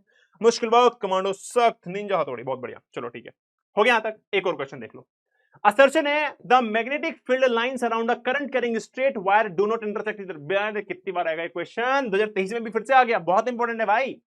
बात तो सही है, असर्शन सही है। The magnitude of the magnetic field produced at a given point increases with the current through the wire. बिल्कुल सही बात है, लेकिन इंटरसेक्ट नहीं करती, उसका तो ये रीजन नहीं है ना। उसका रीजन था कि भाई एक से डायरेक्शन नहीं हो सकती। दोनों सही है, लेकिन रीजन एक करेक्ट एक्सप्लेनेशन नहीं है असर्शन का। मतलब both assertion reason are true but it is not the correct explanation, B is the correct option. बहुत ही बढ़िया। चलिए जी आगे बढ़े, आगे आते हैं। अब हमारा जो है खत्म हो गया, स्ट्रेट वायर में अगर करंट जाएगा, एक तो वो तरीका हो गया, हमने जो ओरेस्टेड वाला एक्सपेरिमेंट में देखा कि भाई वायर में से करंट जाएगा तो कैसे वो एक मैग्नेट की तरह बिहेव करेगा। अब हमने पहले लिए स्ट्रेट वायर, अब हम लेते हैं करंट की कॉइल। कॉइल मतलब एक राउंड शेप्ड की वायर, ठीक है। तो due to a circular coil carrying current, ध्यान से देखो आपने क्या करना है, एक करंट को बैटरी यहां पे लगानी है, आपने बैटरी लगा दी, ठीक है ना, इस तरीके से पॉजिटिव, ये आपका करंट जा रहा है पॉजिटिव से नेगेटिव इस तरह से, ठीक है ना, ये आपका करंट जा रहा है। दिख रहा है सभी को, दिख रहा है या नहीं दिख रहा, दिख रहा है या नहीं दिख रहा, जल्दी बताओ, ठीक है, दिख रहा है ऐसे, इस तरीके से करंट जा रहा है आपका ऐसे। तो अब होगा क्या, देखो जरा ध्यान से, ऐसे मान के चलना, जब भी आप ऐसा एक सर्कुलर कॉइल ड्रॉ करोगे तो पहली बात, हर एक पॉइंट पे वो बिहेव करेगा एक स्ट्रेट वर्टिकल वायर की तरह। भाई आप थोड़ी सी जगह पे देखोगे, तो यहां पे अगर आपने देखा, मान लो यहां पे अगर आपने देखा, तो यहां पे वो एक स्ट्रेट वायर की तरह ही तो बिहेव कर रहा है यहां से यहां तक, है ना। तो आप यहां पे भी ऐसी बना सकते हो, है ना, ऊपर चलोगे यहां पे भी ऐसी बना दिया, आप यहां पे भी ऐसी बना सकते हो। तो हर एक पॉइंट एक स्ट्रेट वायर की तरह बिहेव करता है, और आप ऐसे ही बना सकते हो सारे के सारे हर पॉइंट पे कॉन्सेंट्रिक सर्किल्स, क्योंकि स्ट्रेट वायर की तरह बिहेव कर रहा है हर पॉइंट पे, तो हर पॉइंट पे आप ऐसे बना सकते हो, ठीक है ना। अच्छा जी, the magnetic field lines around the circular current carrying coil are concentric circles, वही कॉन्सेंट्रिक सर्किल्स है। Every point on the wire carrying current would give rise to the magnetic field, हर पॉइंट पे मैग्नेटिक फील्ड होगा। It appears in straight line at the centre of the loop. अब ये बड़ा important point है, इससे paper में question आ सकता है। जब आप ये सब बनाते हो ना गाइस, जब आप ये सब बनाते हो तो आप देखोगे ध्यान से, अगर मैं इन सबको भूल जाऊं यहां पे थोड़ी देर के लिए, इन वालों को सबको भूल जाऊं मैं, इन वालों को, और मैं बीच वालों को ही देख लूं, तो इन बीच वालों में आपको साफ साफ दिख रहा है कि ऐसे से घूम रहे हैं। भाई एक और मैं घुमा सकता हूं ऐसे, है ना, एक और मैं घुमा सकता हूं ऐसे, लेकिन जो सबसे बीच वाला होगा वो ऐसे निकल जाता है सीधा सीधा, क्योंकि इतनी सारी हो जाती है कि वो वाला उसको ना मुड़ने की जगह नहीं मिलती, क्योंकि यहाँ पे और छोटे छोटे और हैं, तो ये वाला ना बिल्कुल सीधा चला जाता है। देखो आपको यहाँ पे दिख रहा होगा, मुड़े मुड़े मुड़े, बीच वाला आपको बिल्कुल सीधा दिखाई दे रहा है, क्योंकि मुड़ने की जगह नहीं है, वो बाहर से मुड़ता है, बहुत बाहर से, तो आपको लगता है स्ट्रेट लगता है। तो it appears in straight line at the centre of the loop, ये आपको याद रखना है, बीच वाला बिल्कुल सेंटर से होकर निकलता है, ठीक है। बात समझ में आ गई सभी को। तो ये होता है तुम्हारा सर्कुलर लूप में। आई होप कि यहां तक सभी को बातें समझ में आ गई हैं। तो सर्कुलर लूप में आपको बस ये 3 पॉइंट याद रखने हैं, और आप इसको हर पॉइंट पे निकाल सकते हैं, एक स्ट्रेट वायर की तरह होता है। चलिए अब आते हैं अगले और इस चैप्टर के सबसे ज्यादा इंपॉर्टेंट पॉइंट में। मतलब बॉलीवुड में सबसे ज्यादा दबदबा किसका है, सल्लू भैया का। मैग्नेटिक फील्ड चैप्टर में सबसे ज्यादा दबदबा किसका है, सोलू भैया का। सोलू मतलब सोलेनॉइड, ठीक है। ये पेपर में आएगा इस बात के बेटा 99.999999999999% चांसेस है। मतलब ऐसे मान के चलो कि ना आने के चांसेस हैं कि दुनिया 2026 में खत्म हो गई, ना के बराबर है, क्योंकि नहीं हो रही खत्म, ठीक है। तुम्हें पेपर देने पड़ेंगे, तुम्हें बोर्ड्स के पेपर देने पड़ेंगे, दुनिया नहीं खत्म हो रही गाइस, ठीक है। चलिए, आधों को तो सपने आते होंगे इस चीज के, नहीं है अभी बैठ के, काश काश काश वो जो इवान नोआ है साउथ अफ्रीका का, वो जो कह रहा था कि 25 दिसंबर को दुनिया खत्म हो जाएगी, मैं तो बोट बना रहा हूं, फ्लड आएगी, नहीं हुआ कुछ भी। समझ रहे हो बात को, पता है तुम्हें इसकी स्टोरी क्या है, बताऊंगा कभी बाद में, ठीक है ना। बहुत अच्छी स्टोरी है, अभी पढ़ लो बैठ के, वन शॉट चल रहा है यहाँ, स्टोरी सुनने के लिए एकदम तैयार रहते हो तुम्हें, ठीक है ना। चलो आओ जल्दी से यहाँ पे, what is a solenoid. Solenoid क्या होता है, draw the pattern of magnetic field lines around a solenoid. Topic है हमारा सोलेनॉइड, लेकिन क्वेश्चन की वे में कैसे आएगा पेपर में वो भी बता रहा हूं, ध्यान से देख लो। तो क्या होता है एक सोलेनॉइड और कैसे मैग्नेटिक फील्ड लाइन बनती है, आओ समझते हैं। सबसे पहले सोलेनॉइड क्या होता है, it is a long cylindrical coil containing a large number of closely spaced turns of insulated copper wire. देखो अगर तुमने एक कॉपर वायर को ऐसे मोड़ मोड़ के देखो यहां पे दिख रहा है सभी को, ऐसे मोड़ मोड़ के बहुत सारे टर्न लेके कॉइल बना दी कुछ ऐसी। बेटा इसमें जब आप करंट पास करोगे तो ये कहलाता है सोलेनोइड। क्या कहलाता है गाइस? इसे हम कहते हैं सोलेनोइड। क्या कहते हैं हम इसको? सोलेनोइड कहते हैं। बात समझ में आ गई? सोलेनोइड कहते हैं इसको। अच्छा जी, अब आगे देखो, ये बना सोलेनोइड। अब इसमें क्या होता है? इसका मैग्नेटिक फील्ड पैटर्न कैसा होता है? और एक क्वेश्चन और आ सकता है, why solenoid act as a bar magnet. यहां से देखना, the pattern of magnetic field lines around a current carrying solenoid, चलो भैया, is similar to that of a bar magnet. आप इसको ध्यान से देखोगे ना, तो देखो यहां पे ध्यान से, मैग्नेटिक फील्ड लाइंस आपको दिख रही हैं, सारी की सारी कुछ ऐसे ही बनती है जैसे बार मैग्नेट में बन रही थी। ध्यान से देखो यार एक बार, सबके सब बार मैग्नेट की तरह नहीं है, बीच से आर पार निकल, क्योंकि बीच में खाली जगह, तो बीच से आर पार निकल रही है, ऊपर से कर्व बन रही है कॉन्टिन्यूअस, तो ये बिल्कुल बार मैग्नेट की तरह दिखाई देता है। बहुत बढ़िया, इसलिए हम इसको कहते हैं कि सोलेनोइड एक्ट करता है बार मैग्नेट की तरह। अगला point, one end of the solenoid act as a north pole. एक तो हो जाता है नॉर्थ पोल और दूसरा हो जाता है तुम्हारा साउथ पोल। एक नॉर्थ पोल कहलाता है सोलेनोइड का, एक कौन है? दूसरा साउथ पोल। अब कैसे पता चलेगा कौन सा नॉर्थ है कौन सा साउथ है? उसके लिए भी हम एक रूल पढ़ेंगे, बताऊंगा भी, थोड़ी देर रुक जाओ। आगे देखो, inside the solenoid the magnetic field lines are straight. Inside बिल्कुल स्ट्रेट होती है, दिख रही है सबको, जैसे बार मैग्नेट में होती थी, पैरेलल होती हैं, क्लोज टू ईच अदर होती हैं, showing that the field is strong and uniform. Uniform magnetic field आपको बिल्कुल बीच में मिलता है, वो बिल्कुल यूनिफॉर्म होता है, बहुत स्ट्रांग होता है, क्योंकि पास पास होती है। ठीक है, अच्छे जी, आगे, outside the solenoid the field lines spread out similar to bar magnetic field pattern. और बाहर जाके देखोगे तो अब वो इनके बीच में डिस्टेंस आता रहेगा, क्यों? क्योंकि मैग्नेटिक स्ट्रेंथ कम होती रहेगी। तो बिल्कुल डिट्टो बार मैग्नेट की तरह ही चारों पॉइंट हमें दिखाई देते हैं सोलेनोइड में। अंतर ये होता है, वो एक पूरी की पूरी सॉलिड बार मैग्नेट थी, ये क्या है? एक कॉपर की कॉइल है। इस तरीके से समझ आ गई बात? ठीक है ना? तो सोलेनोइड क्या होता है? ठीक है भैया, समझ आ गया। अब अगला जो पार्ट है वो देख लो ध्यान से, कौन कौन से फैक्टर्स होते हैं on which magnetic field of a solenoid depends. ये पेपर में आता, ध्यान देना। जितने ज्यादा टर्न्स होंगे पर यूनिट वॉल्यूम, मतलब देखो, तुम इसको ऐसे भी बना सकते थे, इन टर्न्स को ऐसे भी ले सकते हो, और इन टर्न्स को तुम ऐसे भी ले सकते हो। तो जितने ज्यादा टर्न्स तुम लोगे उतना ज्यादा मैग्नेटिक फील्ड स्ट्रेंथ होगा। यहां पे जो मैग्नेटिक फील्ड स्ट्रेंथ होगा, मान लो ये सेकंड का, ये फर्स्ट का, तो किसका ज्यादा होगा भैया? जल्दी से बताओ मुझे, सेकंड वाले का ज्यादा होगा। मोर number of turns per unit length in the solenoid, more turns stronger field होता है। ध्यान रखना है। दूसरा point, current through the solenoid, जितना ज्यादा करंट भेजोगे भाई उतना ज्यादा आपका मैग्नेटिक फील्ड स्ट्रेंथ होगा, स्ट्रॉन्गर फील्ड। अगला, nature of the core material. अब ये कोर मटेरियल क्या होता है? नॉर्मली इसको हम अंदर से खाली नहीं छोड़ते, छोड़ने को छोड़ सकते हैं लेकिन छोड़ते नहीं है हम। इसके अंदर एक क्या भर देते हैं? एक कोई भी चीज भर देते हैं, कोई भी चीज भर देते हैं, वो सपोर्ट करता है मैग्नेटिक फील्ड लाइंस को, है ना? तो स्ट्रेंथ बढ़ जाती है। उसमें भी अगर आपने इसके अंदर जो भरा वो सॉफ्ट, एक आयरन का एक स्टेज होती है, इसको हम कहते हैं सॉफ्ट आयरन। तो अगर आपने सॉफ्ट आयरन कोर डाल दिया तो मैग्नेटिक स्ट्रेंथ एकदम से दबदबा बहुत तगड़ा बन जाता है। तो ये तीन फैक्टर आपको याद रखने सोलेनोइड के। ठीक है ना? क्लियर है भाई लोग? अच्छा, धन्यवाद। अब सारी बात समझ में आ गई, सोलेनोइड में होता क्या है, सोलेनोइड क्या होता है। तो सिंपल सी बात है, आप एक वायर को लोगे, उसको ऐसे करके सर्कुलर रूप ले लोगे बहुत सारे, तो सोलेनोइड बन जाएगा।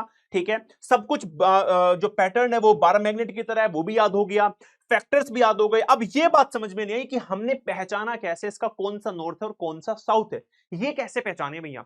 तो बेटा आओ उसको पहचानते हैं हम अपने इस वाले केस से। ध्यान देना, अब जब भी आप ध्यान दोगे, जब भी आप एक सर्कुलर लूप को देखोगे, जैसे मान लो मैं यहां पे सर्कुलर लूप बना रहा हूं यहां पे, ठीक है ना? ये मेरा सर्कुलर लूप है, ठीक है, ओके जी। अगर आप ध्यान से इस वाले फेस पे देखोगे तो करंट ऐसे मूव कर रहा है, मतलब यहां से करंट ऐसे मूव कर रहा है, दिख रहा है सभी को? ऐसे ऐसे, ठीक है। जब मैं उधर जाऊंगा तो वो ऐसे आया है, उधर से आया है, तो मतलब वो ऐसे आया। इधर से कैसा था? ऐसे, और उधर से ऐसे आया। अगर मैं इधर से देखूं तो मुझे क्लॉकवाइज दिख रहा है, और मैं इधर से देखूं तो मुझे एंटी क्लॉकवाइज दिख रहा है। समझ में आ रही है बात? हाँ जी भैया। तो अगर आपको इधर से ये क्लॉकवाइज दिखा और इधर से ये आपको दिखा एंटी क्लॉकवाइज, तो आप हमेशा ध्यान रखोगे क्या? Looking at the face of the coil, if current is flowing in clockwise direction, the face develop south polarity. अगर क्लॉकवाइज है तो वो साउथ है। हमें कैसे पता चला साउथ है? क्योंकि हमने मैग्नेट रखी जिधर क्लॉकवाइज थे। जब मैंने मैग्नेट को रखा तो सॉरी कंपास को रखा तो कंपास ने ऐसे पॉइंट किया। कैसे पॉइंट? सॉरी, ऐसे पॉइंट किया। इसके नॉर्थ वाला इस तरफ आ गया, नॉर्थ वाला इस तरफ आ गया, मतलब ये साउथ है। और जब मैंने एंटी क्लॉकवाइज वाले स्पेस पे इसको रखा अपने कंपास को, तो बेटा ये क्या हो जाएगा, ये नॉर्थ हो जाएगा। कैसे पता चला, मैंने जब इसको रखा तो बेटा नॉर्थ इधर है, तो ये आपका इस तरीके से हो गया। बात समझ में आ रही है? ठीक है, तो अगर क्लॉकवाइज है तो भाई लोग साउथ याद करने का सिंपल सा तरीका है, क्लॉकवाइज में साउथ को एस को सीधा सीधा बना दो, क्लॉकवाइज में साउथ को एस को सीधा बनाओगे मतलब तुम्हारा साउथ पोल हो जाएगा, और एंटी क्लॉकवाइज में उल्टा बना दोगे तो बेटा नॉर्थ हो जाएगा। ठीक है, जैसे अब आप इस वाले केस में आ जाओ, किस वाले केस में, इस वाले केस में आओ, ध्यान से देखना है, इस वाले केस में, इस वाले केस में देखोगे तो उधर नॉर्थ लिखा हुआ है, मतलब देखो ध्यान से, इस वाले में करंट ऐसे आ रहा है एंटी क्लॉकवाइज, ठीक है ना, और ये तुम्हारा यहां पे क्या है, क्लॉकवाइज है, ठीक है ना, वो ऐसे आ रहा है उल्टा, तो नॉर्थ है, और जो तुम्हारा यहाँ पे ऐसे जा रहा है ना, तो यहां से निकल रहा है ऐसे जा रहा है, तो ये क्लॉकवाइज हो गया तुम्हारा, क्लॉकवाइज मतलब साउथ, और एंटी क्लॉकवाइज मतलब नॉर्थ। आपको इस तरीके से बेटा याद रखना है, ठीक है। तो सोलेनोइड सल्लू भैया अपने कंप्लीट होते हैं। आओ जरा अब देखते हैं क्वेश्चन। एक क्वेश्चन हमने पहले छोड़ा, तो तुम्हें याद होगा मैंने बोलता कि सोलेनोइड अभी हुआ नहीं है, तो आओ जरा वो ही देख लेते हैं। पहले कहां गया भैया, कहां गया, ये रहा, आ जाओ। तो लिखा हुआ है यहां पे, the magnetic field produced inside current carrying solenoid इस 2024 में आया था। बताओ inside a current carrying solenoid कैसा होता है मैग्नेटिक फील्ड, बेटा स्ट्रेट लाइन बार मैग्नेट की तरह। ए इज द करेक्ट ऑप्शन, ठीक है। आ जाओ जी, अगला क्वेश्चन। बहुत सारे क्वेश्चन है सोलेनोइड के, तो बहुत सारे करने हैं, आ जाओ। व्हाट इज अ सोलेनोइड बता दिया, लिखवाया पूरी थ्योरी। ड्रॉ द पैटर्न, देखो मैंने ना जितनी भी तुम्हें अपनी, मैं नोट्स भी दूंगा ना इन्हें, मैं पीडीएफ डालूंगा डिस्क्रिप्शन में, टेलीग्राम का लिंक डालूंगा, उससे ले लेना, क्योंकि सब कुछ क्वेश्चन की फॉर्म में लिखा हुआ है। व्हाट इज अ सोलेनोइड में क्या लिखना है तुम्हारे सामने, डायग्राम कैसे बनाना है तुम्हारे सामने, मैग्नेटिक फील्ड पैटर्न क्वेश्चन आएगा ये वाला कि क्यों बार मैग्नेट की तरह बिहेव कर रहा है, तो ये वाला कोरागा तुम्हें थ्योरी लिखनी है, ठीक है ना, तो उसको ध्यान रखना। अच्छा, draw the pattern of magnetic field lines the magnetic field produced by the solenoid through which study current flows, बता दिया, डायग्राम तुम्हें दिखा दिया। For the current carrying solenoid as shown, draw magnetic field lines around and give reason to explain that out of the 3 points ABC। पहले तो draw करो solenoid को, फिर इस वाले डायग्राम को देखो, बताओ इनमें से किस पॉइंट पे मैग्नेटिक फील्ड स्ट्रेंथ मैक्सिमम होगी, कहां पे मिनिमम होगी। तो सिंपल सी बात है भाई, देखो मैक्सिमम और मिनिमम, तो यहां पे तुम्हारी ये तो हो गई मिनिमम, भाई यहां तो बहुत कम होती है मिनिमम, और बेटा तुम्हारी ए पॉइंट पे अंदर सारी की सारी बिची बिची होती है, ए पॉइंट हो गया तुम्हारा मैक्सिमम, ठीक है। ए होता है तुम्हारा मैक्सिमम, सारी बिची बिची इक्विडिस्टेंट होती है ना, यूनिफॉर्म होता है, और बी तुम्हारा हो गया मिनिमम, यहां पे तुम्हारा कहीं बीच में आ जाएगा, क्योंकि यहां पे तो ऐसे निकलती है ना वो ऐसे, है ना, तो यहां से दूर दूर होना शुरू होती है, यहां पे बिल्कुल पास पास होती है, तो मैक्सिमम और मिनिमम 2023 में क्वेश्चन आया था। अगला, for a current in a long straight solenoid and north and south poles are created at the two ends, among the following statement the incorrect statement is, कौन सा incorrect है, the magnetic field lines inside the solenoid are in the form of straight lines which indicate that the magnetic field lines is uniform, बिल्कुल सही बात है, दिखाया था अभी। हमें बताना है इनकरेक्ट कौन सा है, तो ये वाला नहीं हो सकता answer. The strong magnetic field produced inside the solenoid can magnetise the soft iron core placed inside it, बिल्कुल सही बात है, सॉफ्ट आयरन कोर उससे मैग्नेटाइज्ड हो जाता है, वो मैग्नेट की तरह बिहेव करता है, वो भी बिल्कुल सही बात है, क्योंकि मैग्नेटिक फील्ड में रखा हुआ है, ये भी सही बात है। The pattern of the magnetic field associated with the current carrying solenoid is different from the pattern of the magnetic field around a bar magnet. क्या सोलेनोइड का पैटर्न और बार मैग्नेट का डिफरेंट होता है? नहीं भैया, सेम होता है, आपने तो पूरा का पूरा करवाया, यही हमारा इनकरेक्ट है, यही हमारा सही आंसर है।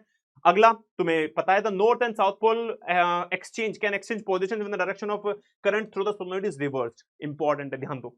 अगर मैं इसके इस डायरेक्शन को बदल दूं, जैसे मान लो यहाँ पे ध्यान से, अभी आपको क्लॉकवाइज दिख रहा है, तो ये साउथ है, ये नॉर्थ है।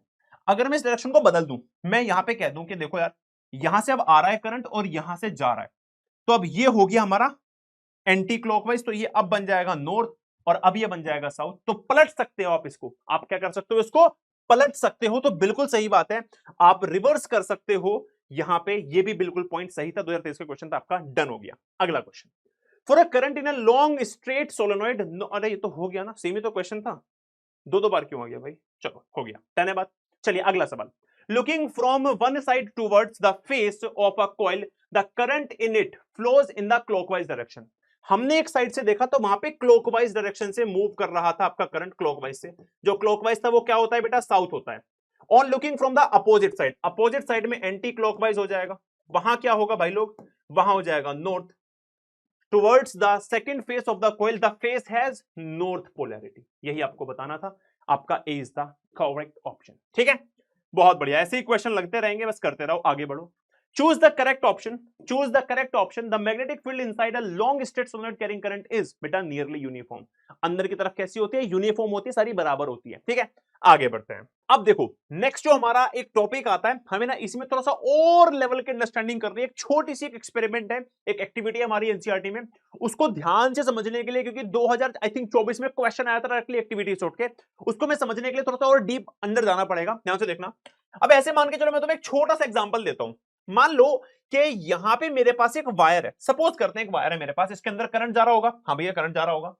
जब करंट जा रहा होगा तो इसके चारों तरफ एक मैग्नेटिक फील्ड आ जाएगा, है ना, कॉन्सेंट्रिक सर्कल्स में. हाँ जी. अगर मान लो इस कॉन्सेंट्रिक सर्कल्स में अगर एक मैग्नेटिक फील्ड आ गया और कोई ऐसी चीज जो इस मैग्नेटिक फील्ड से इन्फ्लुएंस हो सकती है वो इसके अंदर आएगी, तो क्या उस पर एक फोर्स लगेगी? क्या यहां पे उसके एक ऊपर फोर्स लगेगी? हाँ या ना? अब अगर मैं ये समझना चाहता हूं कि वो फोर्स किस डायरेक्शन में लगेगी, सपोज करते हैं मैग्नेटिक फील्ड की कुछ डायरेक्शन है. ध्यान दो, तीन चीज होती है. एक होता है अपना मैग्नेटिक फील्ड. क्या होता है अपना मैग्नेटिक फील्ड होता है, सही बात है, जिसको हम बी से डिनोट करते हैं. एक अपना करंट है इस कंडक्टर में, जिसे हम ध्यान रखना इसे ही इलेक्ट्रोमैग्नेट कहते हैं, जो मैं स्टार्टिंग में तुम्हें बोल रहा था. ठीक है ना, हालांकि हमें इसको अलग से पढ़ने की जरूरत नहीं है, बात नहीं है. करंट हो गया आई मेरा, और ऐसे ही हमारी एक होती है गाइस फोर्स, जिसे हम कहते हैं भैया यहाँ पे एफ कह दो. ठीक है ना. तो ये तीन चीजें बड़ी इंपॉर्टेंट होती है, ध्यान रखना. अब मान के चलो मैग्नेटिक फील्ड की डायरेक्शन होती है, करंट की होती है, तो फोर्स कहां लगेगी? अंदर की तरफ लगेगी, बाहर की तरफ लगेगी. वो पार्टिकल कहां खींचेगा, उसको निकालने के लिए हमें समझना पड़ता है फ्लेमिंग का लेफ्ट हैंड रूल. गाइस बड़ा ही इंपॉर्टेंट है, ध्यान रखिएगा क्या मतलब है इसका. तो आपको अपना लेफ्ट हैंड रूल लेना है और तीन फिंगर लेनी है, तुम्हारी मिडिल फिंगर, फोर फिंगर और तुम्हारा थंब. ठीक है, तो क्या कहते हैं ध्यान से देखना. If the forefinger, middle finger and thumbs of the left hand are stretched mutually perpendicular to each other, paper में क्वेश्चन आएगा, then the forefinger points in the direction of magnetic field, middle finger in the direction of current and thumb will point in the direction of motion is of the conductor. इसे हम कहते हैं भैया is called as the Fleming left hand rule. ध्यान से समझ लो. देखो तुम्हारी ये तीन फिंगर है, मैं इसको ना एक और डायग्राम समझाता हूं तुम्हें. इस डायग्राम से तुम्हें समझ में आएगा. कहां के डायग्राम भाई? आजो आजो आजो आजो, ये वाला डायग्राम. ठीक है ना, इसको देखो ध्यान से. अगर तुम इसमें देखोगे तो जो तुम्हारा थंब होता है गाइस, ये तो होता है फोर्स के लिए, है ना. फोर्स याद करने का तरीका है फादर. ठीक है ना, फादर, फोर्स माने फादर. फादर के जस्ट आगे कौन बैठती है भाई? फादर सबसे पहले किसको बिठाते हैं? मम्मी को बिठाते हैं अपने पास में. तुम तो बाय प्रोडक्ट, तुम तो बाद में आते हो, तुम्हें तो कहीं भी लपेट लेते हैं कि चल तुम वहां बैठ जाके, है ना, तुम बच्चा है. ठीक है, मम्मी इंपॉर्टेंट है पापा के लिए पहले, क्योंकि मम्मी और मम्मी ज्यादा इंपॉर्टेंट होगी, ऑब्वियस सी बात है. तो फादर के बाद कौन आती है? मम्मी आती है. तो आपकी जो नेक्स्ट फिंगर होगी, देखो ये आपकी फोर्स होगी, जो नेक्स्ट वाली फिंगर होगी जो बिल्कुल जुड़ी हुई होगी, वो होती है तुम्हारी मैग्नेटिक फील्ड वाली. और याद करने का तरीका है मम्मी. ठीक है ना, फादर के बाद मम्मी, फादर मम्मी, और उसके बाद तुम आते हो चाइल्ड यानी कि करंट. ठीक है ना, तो फादर मदर चाइल्ड, इस तरीके से आपको याद करना है. एफएमसी बहुत ही अच्छी ट्रिक है, तो ध्यान दो. तो अंगूठा तुम्हारा फोर्स हो गया, उसके बाद फादर के बाद मदर, ये तुम्हारी मैग्नेटिक फील्ड, और ये तुम्हारा चाइल्ड मतलब कि करंट. इस तरीके से तुम देखोगे. अब कैसे पता चलेगा? मैं तुम्हें एक एग्जांपल तुम्हें देकर दिखाता हूं. मैं एग्जांपल में तुम्हें देकर दिखाता हूं. सपोज करो कि तुम्हारे पास एक करंट कैरिंग कंडक्टर है कुछ इस शेप में. ठीक है ना, कुछ इस शेप में करंट कैरिंग कंडक्टर है. तो इसमें जो इस वाले जो तुम्हारी दिख रही है तुम्हें ए बी सी और डी, मान लो इस वाली वायर में जो करंट जा रहा है वो ऊपर की तरफ जा रहा है. ठीक है, मैंने यहां पे ले ली एक मैग्नेट के, इसको चारों तरफ रख दिया मैग्नेट का. यहां पे मैंने ले लिया नॉर्थ पोल और यहां मैंने ले लिया साउथ पोल. ठीक है ना, मैंने इसको नॉर्थ पोल साउथ पोल के बीच में रख दिया. इधर नॉर्थ पोल है, इधर साउथ पोल है, बीच में मेरा करंट कैरिंग कंडक्टर है. करंट मेरा इधर ऊपर जा रहा है. अगर इधर ऊपर जा रहा है तो इस वाले में से नीचे आएगा भाई. ऐसे जाता है ना करंट, है ना, तो ऐसे जा रहा है पॉजिटिव से नेगेटिव. मान लो मैंने ये केस ले लिया. ठीक है, अब मेरी बात को समझना, ध्यान से मेरी बात को समझना. अगर मैं यहां पे देखूंगा तो करंट की जो मैग्नेटिक फील्ड की डायरेक्शन है वो है इस तरफ, नॉर्थ से साउथ होती है हमेशा. तो अगर आप इस फिंगर को देखोगे तो एफएमसी मैग्नेटिक फील्ड किधर है? इधर है. करंट किधर करना है? ऊपर की तरफ. करंट ऊपर, ध्यान दो, करंट ऊपर हो गया एफएमसी में चाइल्ड. ये मेरा मैग्नेटिक फील्ड इधर हो गया. तो बेटा फोर्स किधर है? अंदर की तरफ. अंदर की तरफ मतलब ये वाला पोर्शन अंदर घूमेगा. कैसे घूमेगा अंदर? ये मेरा पेज है, तो ये वाला, ये जो ऐसे घूमेगा, ऐसे ऐसे ऐसे. अब ये वाला बाहर क्यों आ रहा है वो समझो. ये वाला अंदर जा रहा है. अंदर जाने के लिए हम गाइस क्रॉस लगाते हैं. ध्यान रखना, अगर कभी भी प्लेन के अंदर मूवमेंट दिखानी है 3D में तो यहां पे क्रॉस लगेगा. अब इस वाले की बात करते हैं, फिर से लगाओ. मैग्नेटिक फील्ड अभी भी एफएमसी, तो मैग्नेटिक फील्ड इधर है, करंट है नीचे, तो ये क्या हो गया? आउटवर्ड्स आ गया, तुम्हारी तरफ आ गया. इसे दिखाते हैं डॉट से बाहर की तरफ आएगा. तो अगर तुम इस कंडक्टर में अगर वायर इस शेप की है, तुम यहां पे सेम इसको बीच में रखोगे तो ये ऐसे घूमेगा। ऐसे ही मोटर घूमती है तुम्हारी किसी भी एक मैग्नेट के बीच में, मोटर तुम्हारी ऐसे काम करती है, जो कि तुम्हारे सिलेबस में नहीं है। तो यहां पे मैंने क्या लगाया, फ्लेमिंग लेफ्ट हैंड रूल लगाया। इसको समझने के लिए ध्यान रखना, क्रॉस का मतलब है मैग्नेटिक फील्ड कहां है, इनवर्ट्स है। बी मतलब मैग्नेटिक फील्ड कहां है, इनवर्ट्स है, इनटू द जो है प्लेन है। और इस डॉट का मतलब होता है मैग्नेटिक फील्ड आउटवर्ड से, आउट ऑफ द प्लेन है। इसके ऊपर तुम्हारे पेपर में क्वेश्चन आते हैं, ठीक है। चलो अगर क्लियर है तो आओ पहले इसी के ऊपर एक क्वेश्चन करते हैं, इनवर्ड आउटवर्ड्स और डायरेक्शन के ऊपर, फिर हम आगे चलेंगे उस एक्टिविटी के ऊपर। ध्यान से देखो, यहां पे मेरे पास एक क्वेश्चन है, पहले इसकी जगह मैं ये वाला क्वेश्चन करवाता हूं। ये भी पीवाईक्यू है हमारा। इस वाले पीवाईक्यू को देखो एक बार।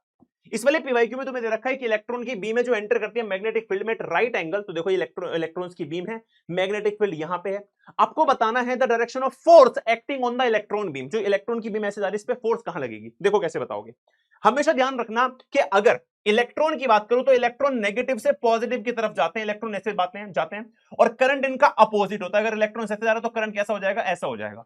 तो इस वाले केस में अगर इलेक्ट्रॉन ऐसे हैं तो भाई करंट की डायरेक्शन कैसी हो जाएगी, अपवर्ड्स हो जाएगी। ये हो जाएगा अपना करंट।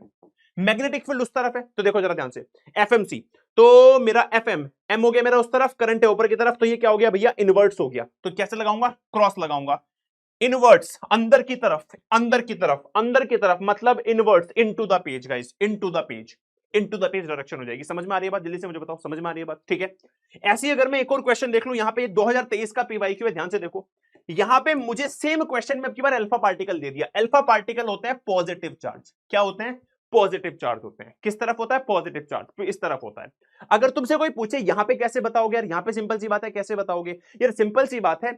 इलेक्ट्रॉन अपोजिट होता है लेकिन पॉजिटिव तो सेम ही होगा, तो करंट इस तरफ ही आएगा। यहां पे इलेक्ट्रॉन से तो अपोजिट होता है करंट, पॉजिटिव के तो सेम ही होता है, ठीक है ना। मतलब अगर पॉजिटिव उधर से आ रहा है, कुछ इधर से आ रही है, तो मतलब करंट भी उधर से ही आएगा। इलेक्ट्रॉन नेगेटिव के अपोजिट होता है, पॉजिटिव के सेम होता है, ठीक है। अच्छा, अब अगर अल्फा पार्टिकल के सेम आ रहा है तो देखो जरा ध्यान से, मैंने क्या किया, यहां पे मैग्नेटिक फील्ड अब की बार फिर से उस तरफ है, करंट फिर से नीचे की तरफ है, करंट नीचे की तरफ है, मैग्नेटिक फील्ड इस तरफ है। ये हो गया बेटा आउटवर्ड्स, कितना हो गया, आउटवर्ड्स हो गया, आउट ऑफ द प्लेन मतलब out of the page. D is the correct option. I hope कि आपको बातें समझ में आ गई है। कोई दिक्कत वाली बात जल्दी से अगर मुझे नहीं है तो बताइए।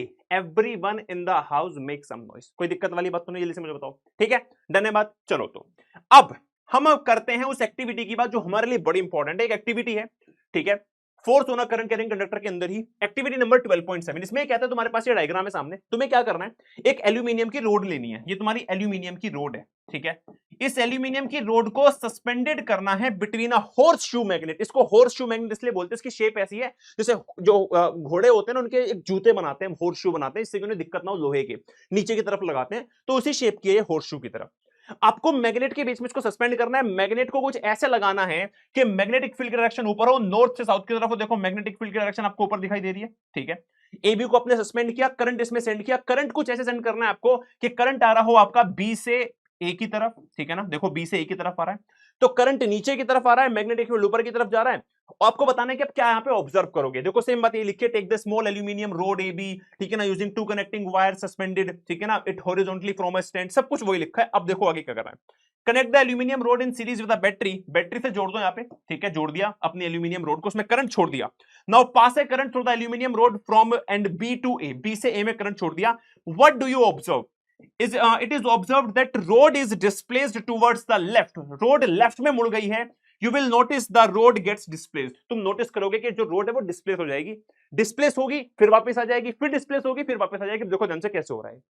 अगर तुम लेफ्ट हैंड रूल लगाओगे, तुम्हारा मैग्नेटिक फील्ड ऊपर है, हाँ जी, ठीक है, और जी तुम्हारा करंट कहां है, सामने की तरफ है। देखो ऐसा करंट है तुम्हारा, मैग्नेटिक फील्ड ऊपर है, ऐसे दिख रहा है। करंट बी से ए की तरफ है, बाहर की तरफ है, मैग्नेटिक फील्ड ऊपर है, ठीक है, ऐसे ही है। तो तुम्हारा जो फोर्स है वो इस तरफ है, लेफ्ट की तरफ है। अगर तुम अपना सामने से देखोगे तो ये तुम्हारा लेफ्ट है। तो यहां से क्या होगा, तुरंत ये इस डायरेक्शन की वजह से लेफ्ट में मूव कर जाएगी। जब ये लेफ्ट में थोड़ा सा मूव कर जाएगी तो इसके ऊपर थोड़ी सी कम फोर्स लगेगी, क्योंकि मैग्नेट से थोड़ी सी दूर हट जाएगी। अगर थोड़ा सा इधर करोगे तो मैग्नेटिक फील्ड थोड़ी दूर हट जाएगी, फोर्स खत्म हो जाएगी, फिर वापस आएगी, फिर घूमेगी, फिर वापस आएगी। मैग्नेटिक फील्ड से दूर होगी, डिस्प्लेस होकर लेफ्ट में, फिर वापस आ जाएगी। ऐसे ही होता रहेगा और ये हिलती रहेगी। ये तुम्हारा एक्सपेरिमेंट था। अब इसके ऊपर एक क्वेश्चन आया था, हमारे कौन से साल में आया था मैं तुम्हें दिखाता हूं, 2021-22 में क्वेश्चन आया था। सेम डिट्टो पूरी वो उतार दी हमसे। Why does the road get displaced on passing the current through it? तो आपने बोला on passing the current the road gets displaced because of the magnetic force exerted on the road when it is placed in the magnetic field. Simple सी बात है। फिर उसने बोला state the rule that determines the direction, उस rule को बताओ जिससे हम डायरेक्शन बता सकते हैं किसकी, अपने फोर्स की। तो भैया फ्लेमिंग का लेफ्ट हैंड रूल। ध्यान रखना, अगर खाली मैग्नेटिक फील्ड और करंट चाहिए तो आप लगाते हो राइट हैंड थंब रूल ये वाला, लेकिन आपको फोर्स चाहिए तो आप लेफ्ट हैंड रूल लगाते हो फ्लेमिंग का। ठीक है, अच्छा भैया आगे देखो, if the U-shaped magnet is held vertically and the aluminum rod is suspended horizontally, जैसे हमने किया था, with its B towards due north, मतलब कि जो मतलब इसका वो है क्या है अपना ठीक है, then on passing the current, मतलब समझो, देखो आपने नॉर्थ नीचे रखना है और साउथ ऊपर रखना है, ठीक है ना, वर्टिकली रखना है, और मैग्नेटिक फील्ड इस तरफ रहेगा, ये कहने की बात चल रही है यहाँ पे। Then on passing the current through rod B to A, B से अगर करंट आएगा, बिल्कुल सेम वही दे रखा है। In which direction will the rod displaced, वही बताया था जो मैंने आपको बताया था। अगर मेरा करंट बाहर है, और एक सेकंड रुको जरा, एफएमसी करना है ना अपने को, तो अपना जो एम है, एम ऊपर है, करंट बाहर की तरफ है ऐसे, तो ये हो गया मेरा इस तरफ, तो उस तरफ जाएगी देखो अपनी रोड, मतलब लेफ्ट की तरफ जाएगी, और यही हमें बताना है कि भैया लेफ्ट जाएगी according to Fleming left hand rule. Same ditto question आ गया था एक्टिविटी से उठ के, इसलिए मैंने इसको करवाया पूरा तुम्हें। आई होप के सभी को ये क्लियर हो गया होगा। ठीक है, चलिए अब यहां तक हमारा ये वाला पार्ट खत्म होता है। लास्ट जो हमारा इसका छोटा सा पार्ट होता है, बहुत कम क्वेश्चन यहां से पेपर में आते हैं मैग्नेटिक फील्ड में, ज्यादातर आपका सोलनॉइड आएगा, तो इसको ध्यान रखना, मैग्नेटिक फील्ड वाली चीजें आएंगी सारी की सारी। ये थोड़ा सा कम आता है लेकिन देख लेते हैं एक बार, है ना, 1-1.5 नंबर का जो भी तुम्हारा आएगा, कभी हाफ नंबर के क्वेश्चन आते हैं तो उसको देख लेते हैं। तो डोमेस्टिक वायरिंग कैसे होती है एक देख लो एक बार। तो डोमेस्टिक वायरिंग में 3 तरह की वायर होती है, अर्थ वायर होती है, लाइव वायर होती है, और न्यूट्रल वायर होती है। ठीक है, पहले इन दोनों का मतलब समझ लो, फिर इसको समझेंगे डायग्राम को। देखो 3 तरह की वायर होती है डोमेस्टिक सर्किट में, एक लाइव, एक न्यूट्रल और एक अर्थ। लाइव वायर में करंट होता है इसलिए रेड होती है। न्यूट्रल वायर केवल सर्किट को पूरा करने के काम आता है, भाई अगर लाइट ऐसे जा रही है तो घूम के वापस आ जाए, तो पूरा सर्किट कंप्लीट हो जाए, तो न्यूट्रल वायर, इसमें करंट नहीं होता। और एक होती है ग्रीन, ये अर्थिंग के काम आती है। ये अर्थिंग के काम क्यों आती है अभी बताऊंगा, पहले तीनों को देख लो एक बार।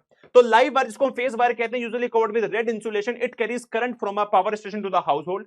Usually covered with black insulation neutral wire, it completes the circuit by carrying current back to the appliances, वापस ले जाने के लिए। ठीक है ना, ऐसे मान के चलो कि देखो ये तुम्हारा बल्ब है ना, अब यहां तक करंट ले जाया जाएगा तो लाइव वायर से ले जाया जाएगा, वापस जाना है तो एक और यहां पे वायर जाएगी जो इस करंट को वापस लेके भी आएगी घुमा के, तो ये तुम्हारी हो जाएगी तुम्हारी लाइव वायर, और ये तुम्हारी हो जाएगी न्यूट्रल वायर। समझ रहे हो बात को, ठीक है ना, इस तरीके से। उसके बाद earth wire, it is a green insulated and connected to the metal plate deep in the earth near the house, it acts as safety measure for the appliances with metallic bodies. देखो तुम press कर रहे हो, बहुत बार क्या होता है press करते करते में करंट लग जाता है, क्यों लगता है समझना।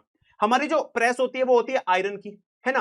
अब मान लो मेरी जो लाइव वायर है उसका इंसुलेशन खराब हो गया, और जो लाइव वायर है रेड वाली, ये गलती से अंदर ही अंदर इसकी बॉडी पे टच हो गई, तो करंट हम में आएगा। तो हम क्या करते हैं, वहां पे एक ग्रीन वायर पहले से ही आपने आपको देखा होगा सॉकेट में 3 होते हैं, 1 2 3, एक होता है लाइव, एक होता है अपना ये वाला कौन सा लाइव वायर, एक होता है अपना न्यूट्रल वायर, अपना न्यूट्रल को मान लेते हैं अभी के लिए, मैं ब्लू मान लेता हूं, और एक होता है ऊपर अपना ग्रीन वाला, ये होता है अर्थिंग के लिए। जब भी कभी रेड किसी और चीज में टच हो जाएगा तो वो ग्रीन वाला उसको तुरंत खींच लेगा, उसमें रेसिस्टेंस कम है, तुम में थोड़ा सा ज्यादा है, मतलब उसमें रेसिस्टेंस कम है, तो सारा का सारा जो करंट है ना, वो तुम में आने से पहले इस ग्रीन वायर में जाके और अर्थ में चला जाएगा, क्योंकि जो थर्ड वाला ऊपर वाला सॉकेट होता है ना, हर बोर्ड में ये कनेक्शन करके रखता है दीवारों से, और ये किसमें कोई वायर वायर नहीं होती अंदर, ये दीवारों से होते हुए अर्थ में चला जाता है। अर्थ को कितना ही चार्ज है तो उसको झटका लगेगा नहीं, लेकिन तुम्हें लग जाएगा। तो अर्थ का हम इसलिए इस्तेमाल करते हैं कि जो भी फालतू चार्ज अगर हम तक आना है तो वो हमसे पहले जमीन में चला जाए, हमें दिक्कत ना हो। ठीक है, इस तरीके से हम इसका यूज करते हैं। अब देखो वापस से आ जाओ, तो लाइव वायर हो गई, लाइव वायर और न्यूट्रल वायर इस तरीके से। ध्यान रखना जितने भी अप्लायंसेस होते हैं वो पैरेलल कनेक्शन में होते हैं। पैरेलल में क्यों होते हैं, क्योंकि सबको पता है इलेक्ट्रिसिटी में पढ़ा था कि भाई पैरेलल में अगर एक अप्लायंस खराब होगा, देखो हर एक में आपको सब में सप्लाई जाती हुई दिखाई दे रही है, इसमें जाती हुई दिखाई दे रही है, इसमें जाती हुई दिखाई दे रही है, मतलब पैरेलल, ये खराब हुआ तो फिर भी ये चलेंगे। ठीक है, समझ में आ रही है बात। दूसरी बात, इक्वल वोल्टेज, सब में 220 वोल्टेज, सबका टर्मिनल एक जैसा, सब में 220 वोल्टेज पहुंचेगी, तो सबको इक्वल वोल्टेज मिलेंगी, अच्छी इंटेंसिटी से सारे के सारे जलेंगे। ठीक है ना। उसके बाद पैरेलल कनेक्शन होता है, ध्यान रखना है, यहां पे तुम्हारा डिस्ट्रीब्यूशन बॉक्स होता है, जिसको तुम अपना एमसीबी बॉक्स कहते हो, जहां से पूरे घर में फैलती है। एक तुम्हारा इलेक्ट्रिसिटी मीटर होता है, भाई तुम्हें बिल भी तो भरना है ना, अब तो बिल भरना पड़ता है भाई, तो रीडिंग कहां आएंगी, इसमें आएंगी। ये तुम्हारा इलेक्ट्रिक बोर्ड का फ्यूज होता है। ये फ्यूज क्या होता है, मान लो कि बहुत बार क्या ऐसा होता है कि हमारे जो पावर स्टेशन है ना, जो लाइट है वो बहुत ज्यादा आती है, बहुत हाई इंटेंसिटी की आती है, हमारे अप्लायंस उसको झेल नहीं पाएंगे, तो अब वो डायरेक्टली हमारे अप्लायंसेस को खराब करें, हम एक फ्यूज लगा देते हैं। फ्यूज के अंदर क्या होता है, एक ऐसा एक वो होता है, एलिमेंट होता है जिसका मेल्टिंग पॉइंट बहुत कम होता है, मैं भी आगे बताऊंगा। जैसी लाइट उस तक तेज आती है वो गर्म हो जाता है और पिघल जाता है, लाइट आगे नहीं भेजता क्योंकि वो खुद खराब हो जाता है, खुद की वो क्या करता है, बलिदान दे देता है, लाइट आगे नहीं जाएगी तो सारे बच जाते हैं। तो ये आपको डिस्ट्रीब्यूशन पूरा याद रखना, डायग्राम कभी कभार बनाने के लिए आ जाता है, ठीक है। तो अर्थ वायर, लाइव वायर, ये तुम्हें याद रखना, इनकी डेफिनेशन आओ। अब देखो इलेक्ट्रिक फ्यूज मैंने तुम्हें बताया ये क्या होता है, तुमसे पूछेंगे। तो एक इलेक्ट्रिक फ्यूज होता है सेफ्टी डिवाइस जो टिन का बना होता है, लेड का बना होता है, इसका बहुत कम मेल्टिंग पॉइंट होता है। When the current flowing through the circuit exceed the safe limit को एक्सीड कर देती है तो ये खुद गर्म होके पिघल जाता है। भैया ऐसे कैसे गर्म होना का पता चलता है कि मैं गर्म हो जाऊं? बेटा जब लाइट तेज आएगी तो रेसिस्टेंस भी तो तेज होगा ना, मतलब एकदम से बहुत सारे इलेक्ट्रॉन्स भागेंगे तो ज्यादा टक्कर लगेंगी, ज्यादा रेसिस्टेंस होगा, ज्यादा गर्मी होगी, ये तुरंत उस गर्मी में पिघल जाएगा क्योंकि ये बहुत कम लो मेल्टिंग पॉइंट वाला है, खुद आहुति दे देगा। This way appliance save from the damage due to the short circuiting और ओवरलोडिंग। तो ओवरलोडिंग या फिर शॉर्ट सर्किट से हमारे अप्लायंसेस बच जाते हैं। अब ये शॉर्ट सर्किट और ओवरलोडिंग क्या होती है? देखो ओवरलोडिंग तो ये हो गया कि बहुत सारे एकदम से ज्यादा इंटेंसिटी आ गई, वोल्टेज आ गई पावर हाउस से। शॉर्ट सर्किट क्या होता है वो समझ लेते हैं भैया, शॉर्ट सर्किट क्या होता है। देखो जरा ध्यान से, शॉर्ट सर्किट देखो पहले, अरे यार अर्थिंग आ गया, हाँ पहले शॉर्ट सर्किट देख लो फिर बताऊंगा। देखो शॉर्ट सर्किट क्या होता है, सपोज करो ऐसे मान के चलो ये तुम्हारी लाइव वायर है ना, और ये तुम्हारी जो है न्यूट्रल वायर है। कौन सी वाली?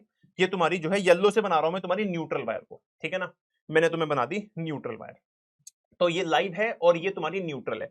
तो सपोज करो कि यहां पे तुम्हारा वो अप्लायंसेस है ना, वहां पे जाके हमारी लाइट जलनी है। कभी कभी क्या होता है, इनका इंसुलेशन खराब हो जाता है, इनका इंसुलेशन क्या होता है, खराब हो जाता है। और जब इनका इंसुलेशन खराब हो जाता है ना, तो ये दोनों आपस में ही चिपक जाते हैं, है ना, ये दोनों आपस में ही चिपक जाते हैं, फिर कुछ भी समझ लो तुम, है ना। तो करंट इतनी लंबी वो ना लेके, इतना लंबा रास्ता ना लेके शॉर्टेस्ट पाथ को ले लेता है। किसको? शॉर्टेस्ट पाथ को। करंट को हमेशा, इलेक्ट्रॉन्स को हमेशा जल्दी से भागना होता है। तो अगर उसको लंबा रास्ते की जगह छोटा रास्ता मिलेगा, मैं तुम्हें एक छोटा सा एग्जांपल लेता हूं। फॉर एग्जांपल तुम्हें करंट क्यों लगता है? करंट को छोटा रास्ता चाहिए। अब मान लो तुमने वायर को छू दिया, अब तुमसे होके जाने में उसको 2 सेकंड लगेंगी, बाकी उसको पूरे घर में घूमना है, तो वो तुम्हारा रास्ता ले लेगा और तुम्हें करंट लग जाएगा। तो वैसे शॉर्ट सर्किट में क्या होता है, जब कोई 2 वायर टच हो जाते हैं तो करंट आगे मूव करने की जगह वहीं से घूम जाता है और एकदम से सप्लाई बहुत ज्यादा हो जाती है। भाई पहले सप्लाई पूरे घर में घूमते हुए आ रही थी, आपने इन दोनों को टच कर दिया, अब इन दोनों में यहीं पे भाई करंट आगे जाने की जगह यहीं पे आ गई, तो एकदम से बहुत सारी सप्लाई हो गई। इसे कहते हैं शॉर्ट सर्किट हो जाना। एकदम से बस्ट बोल जाते हैं सारे अप्लायंसेस अगर उनमें फ्यूज ना हो तो, अदरवाइज उनके फ्यूज खराब होते हैं, इसे हम शॉर्ट सर्किट कहते हैं। A very large amount of current passes through the circuit because the resistance between the wires is now almost zero. अब जीरो क्यों है? क्योंकि भाई पहले इतना लंबा रास्ता था तो रेसिस्टेंस बहुत सारा था, अब रास्ता बस इतना सा है, इतना सा रास्ता बचा है ना। इस रास्ते में तो ऑब्वियस सी बात है बहुत कम रेसिस्टेंस होगा, छोटा सा ही रास्ता है, तो वो यहां से जाएगा तो बहुत सारा करंट एकदम इकट्ठा हो जाएगा यहाँ पे।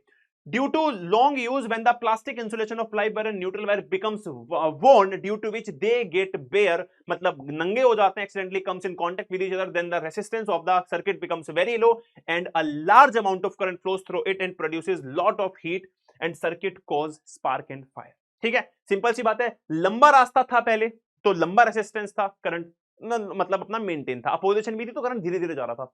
यहाँ पे रेसिस्टेंस बहुत कम हो गया इस रास्ते पे क्योंकि वो टच हो गए तो करंट यहीं से मुड़ गया और इस पॉइंट ऑफ टाइम पे यहाँ पे बहुत तगड़ी करंट हो गई और वो करंट को वायर झेल ही नहीं पाई, इसलिए स्पार्किंग हुई, आग लग गई। क्योंकि वायर की भी तो एक शक्ति है ना करंट को झेलने की, तो वो खत्म हो जाती है। ठीक है, तो ये होता है तुम्हारा शॉर्ट सर्किट। अच्छा, अब एक तो तरीका है इलेक्ट्रिक फ्यूज से चीजों को बचाने का, एक होता है मिनिएचर सर्किट ब्रेकर जो तुम बाहर लगाते हो अपने घरों के, उसे कहते हैं एमसीबी। इसके अंदर भी मेल्टिंग पॉइंट का कॉन्सेप्ट होता है, इसमें एक स्ट्रिप होती है, जब ज्यादा करंट होता है तो अपने आप बेंड हो जाती है ना, पिघलती नहीं है बस बेंड हो जाती है, तुम उसको फिर से ऊपर कर सकते हो और उसी बेसिस पे भी काम करता है।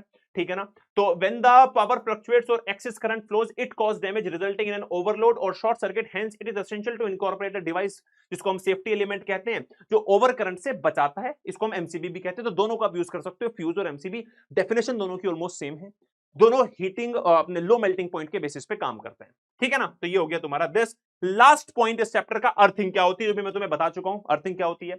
Earthing is the system of, लिखना कैसे पेपर में वो देख लो, of connecting the metal casing of an electric appliance with a copper plate buried deep inside the earth. तो तुम्हारे घर में जो तीसरा जो सॉकेट होता है ना, जो ऊपर वाला मैंने तुम्हें बताया था भी कोने वाला, ये सारा अर्थ से कनेक्ट होता है और अर्थ से एक वायर तुम्हारे नीचे लगी होती है जमीन में, ये सारा करंट एक्सेसिव करंट ले लेता है और उसको वापस वहां पे ले जाता है, ठीक है ना, नीचे ले जाता है. It is used to prevent the electric shock from the electric appliances when the plastic insulation of live wire is damaged it touches the metal case and when the any person touches it with bare hands he received the shock. To avoid this, metal casing is earth in which one end of wire is connected to the metal body of the appliance and other is connected of a copper plate buried deep inside the earth. और इस तरीके से भाई तुम बच जाते हो. Chapter होता है खत्म. एक क्वेश्चन देख लेते हैं प्रीवियस ईयर का. इलेक्ट्रिक फ्यूज का रोल क्या होता है, तो बिल्कुल वही आपको आंसर करना है. एक सेफ्टी डिवाइस है having a short length of a thin wire made of tin lead alloy which has a lower melting point. जैसे ही तेज लाइट आएगी वो पिघल जाएगा, तुम्हारा कुछ जो है अप्लायंसेस बच जाएंगे. उसके बाद डोमेस्टिक सर्किट में कौन से अप्लायंस को हम कैसी सीरीज में लगाते हैं, बेटा पैरेलल में लगाते हैं, क्योंकि पैरेलल के ऑल आपको इलेक्ट्रिक वाले चैप्टर में, इलेक्ट्रिसिटी वाले चैप्टर में सारे फायदे बताए थे कि भाई वोल्टेज बराबर मिलता है, कोई एक खराब होगा तो दूसरा बच जाएगा. ये सारे उसके काम वो थे, बेनिफिट्स थे. ठीक है, सबके अलग अलग स्विच होते हैं तो वो सारे उसके बेनिफिट्स हैं. दैट्स इट, चैप्टर होता है हमारा खत्म. एक और क्वेश्चन है क्या, at the time of short circuit the electric current in the circuit. 2020 में आता है इलेक्ट्रिक करंट कैसा हो जाता है जब शॉर्ट सर्किट होता है. तो मैंने क्या बताया, रेसिस्टेंस बहुत कम, शॉर्टेस्ट पाथ मिल जाता है. रेसिस्टेंस कम हो जाता है तो एकदम बहुत ज्यादा करंट हो जाता है, इंक्रीजेस हेवीली. That's it. ठीक है, तो guys thank you so much. अगले चैप्टर में फिर से मिलेंगे. अगला चैप्टर तुम्हें कौन सा चाहिए मुझे कमेंट सेक्शन में बता दो. बाकी तो हमारे 4-5 चैप्टर में जो भी बचे हैं, ठीक है ना, सारे के सारे वन शॉट आते रहेंगे और बोर्ड्स में बहुत अच्छे तरीके से मचा देंगे. That's my promise. Thank you so much. Bye guys, bye everyone, love you, bye bye guys.